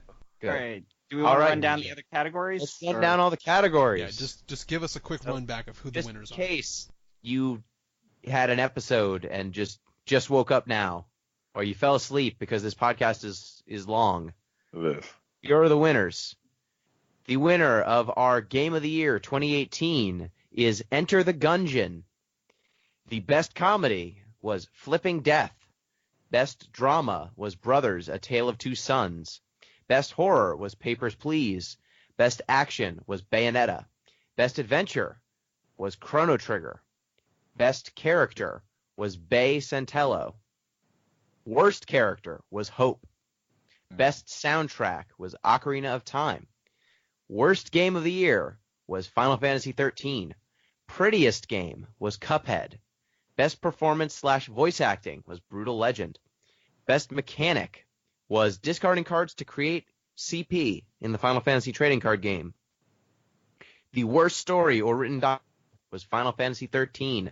The best twist was Your Brother Dies in Brothers. Our biggest indictment of capitalism award goes to Night in the Woods. Our most replayable classic was Ocarina of Time. The Platypus Award for Game That Should Not Be was the Final Fantasy trading card game. Billy's Grindfather Award was Symphony of the Night. Pete's John Paul Sartre Memorial Award for a game that best expresses the ultimate futility of the human condition was Little Inferno. ZP's Help I'm Trapped in Sysiphean Torment Award went to Final Fantasy X-2, The Last Mission. And Sheeple Award, most wildly overstated / overrated game, was Final Fantasy XIII. And the Trenchy Game of Our Year 2018 goes to Chrono Trigger. Thank you, everyone. We have completed another Game of the Year podcast. It's a How does everyone marathon, feel? not a sprint. Any final thoughts? I didn't think I was going to make it this time. We did it. This time we did it, finally. And I feel good about everything that we decided, actually. Looking Good. back. Yeah. there were far less arguments, far fewer than we have had in years past. I like this format of picking things and coming with a selection of which games we're going to fight about. Pair of them, instead of finding out like one game at a time. Yeah. This is much better. Okay, so any final thoughts, Billy? Well, thanks everybody for tuning in. I'm glad that we can get through another year. I think for the most part, I'm down with all these winners in all these categories. I don't think there's any that I would really super hard object to, so I can rest really easily tonight knowing that a lot of great games won their categories. I'm going to be missing you guys, all of you, very, very much. You'll be near and dear to my heart forever. Aww. All of you. And I mean, I'm not gone forever. I'll be on some bonus podcasts here or there, but 2018 was awesome. I'm glad I could share it with 3 of the coolest people. And I'll let you guys fight over who the 4th one isn't. Oh boy. Pete, any last thoughts? Yeah, always a pleasure. Things didn't quite work out for me at the end, but that's how democracy goes sometimes. So if I'm going to say Papers, Please is a nightmare, I guess I need to accept that I can't turn this into a fascist dictatorship. Oh, well, what can you do? Right. Em, any final thoughts? I'm looking forward to another year of doing this because I only played 2 of the last weeks. So I think we'll see how I do next year for Game of Our Year 2019. Spoiler having alert. actually played Most of the Spoilers. games. It might be there. Might happen. And ZP, any final thoughts? 2 people got robbed. 1, my horse prince got robbed of its rightful award ship. And then 2, I Of never what? got to pick a game for the proper podcast. You son of a bitch. Okay, we'll let you pick a game in the coming year. What do you want to pick? Okay, I'll let you pick the next. What do you want? Choose wisely. Choose wisely. Man, Settle let me this check not on the let me- GotY podcast. Let me- Make it like a Let me hot check Twitter the visual announcement or novel something. section of I mean, Steam right Oh. now. Yeah, we'll do it on Pop at EO. Fine. We'll do it after Papo EO, but you think of a thing. All right. I swear, if it's Roller Coaster Tycoon, I'm gonna. What? It's one of my favorite games of all That's time. fine. You can pick Roller Coaster. I'm not gonna influence you, but yes, you should pick a game because Final Fantasy 12 is taking a while. Because man, that game drags in the back half. Oh god, it's so long. So for me, final thoughts. I think this was good. Only thing is, Rod the Blade Star got robbed. What can you do? He does ab workouts and then he makes swords and then fights you with them. But what can you do? He can't beat Bay. That's fine. I can live with that. Man, Threads of Fate could have won. I could have made it win something, but that game's it's too mediocre. It's too mediocre to win anything. It was enjoyable though. I'm glad we got to play that. Most mediocre might be an award category later. Yeah, one day. Mediocre. Most mediocre. It could have won that. But I'm feeling good about all these awards. I'm glad that Final Fantasy 13 kicked in the ribs a few more times. Finally. Right. Because now we're never going to talk about it again. I know. It's great until we have to play 10-2. Or 13-2 and Or Lightning whatever. Returns. Yeah, 13-2 and and then Lightning Type Returns. 0, and then those mobile games. We're going to put those off. And We're then gonna play a good technically Final Fantasy 15 set in the same universe. Why do you guys do this to yourselves? It's a long story. People like it. People like when we hurt ourselves with these games. But sometimes we play the good ones. Sometimes we play the good ones. But Yeah, we're running Gino's low been on the saying, good Final ones. Fantasy 2. That's a good one. Oh, I mean, 2 compares really favorably to 13. I've been begging for you to do a podcast about 6 since 2 years ago. We'll do 6 eventually. But That's not like now. Saying cold dog shit compares well to hot dog shit. Oh, Well, man. 2 is like 10 to 15 hours long, and 13 is 40. So, Can we It's play like saying a Tactics? little bit of dog shit compares favorably to a lot of dog How shit. about Tactics? I can negotiate. Can we play Tactics? we'll figure it out, but not I on the will Game of play the Year Tactics. podcast. That's a good ass game. I don't think we mentioned in Final Fantasy. Did we mention how you press a button and then the game auto plays? Don't we have a whole series of Final Fantasy podcasts where these things get mentioned? Yeah, but I'm still mad about it. 40 I hours. actually have on my Steam library both Final Fantasy 13 and 13-2, and I don't know when I bought those. Good. I think that they just get gifted to you Ah, when the time comes. Well, that's it for the Trenchies. Congratulations, Chrono Trigger. If you want to get in touch with the show, you can do so at deeplistenspod, deeplistens.libsyn.com. We've got comment sections that they work now. And deeplistenspodcast@gmail.com. That's the most reliable way. So thank you, everyone, for another great year. We are looking forward to 2019 and all the games therein. We will have many more great games to talk about, and some that will be bad, but that's fine. This is what we have roped ourselves into.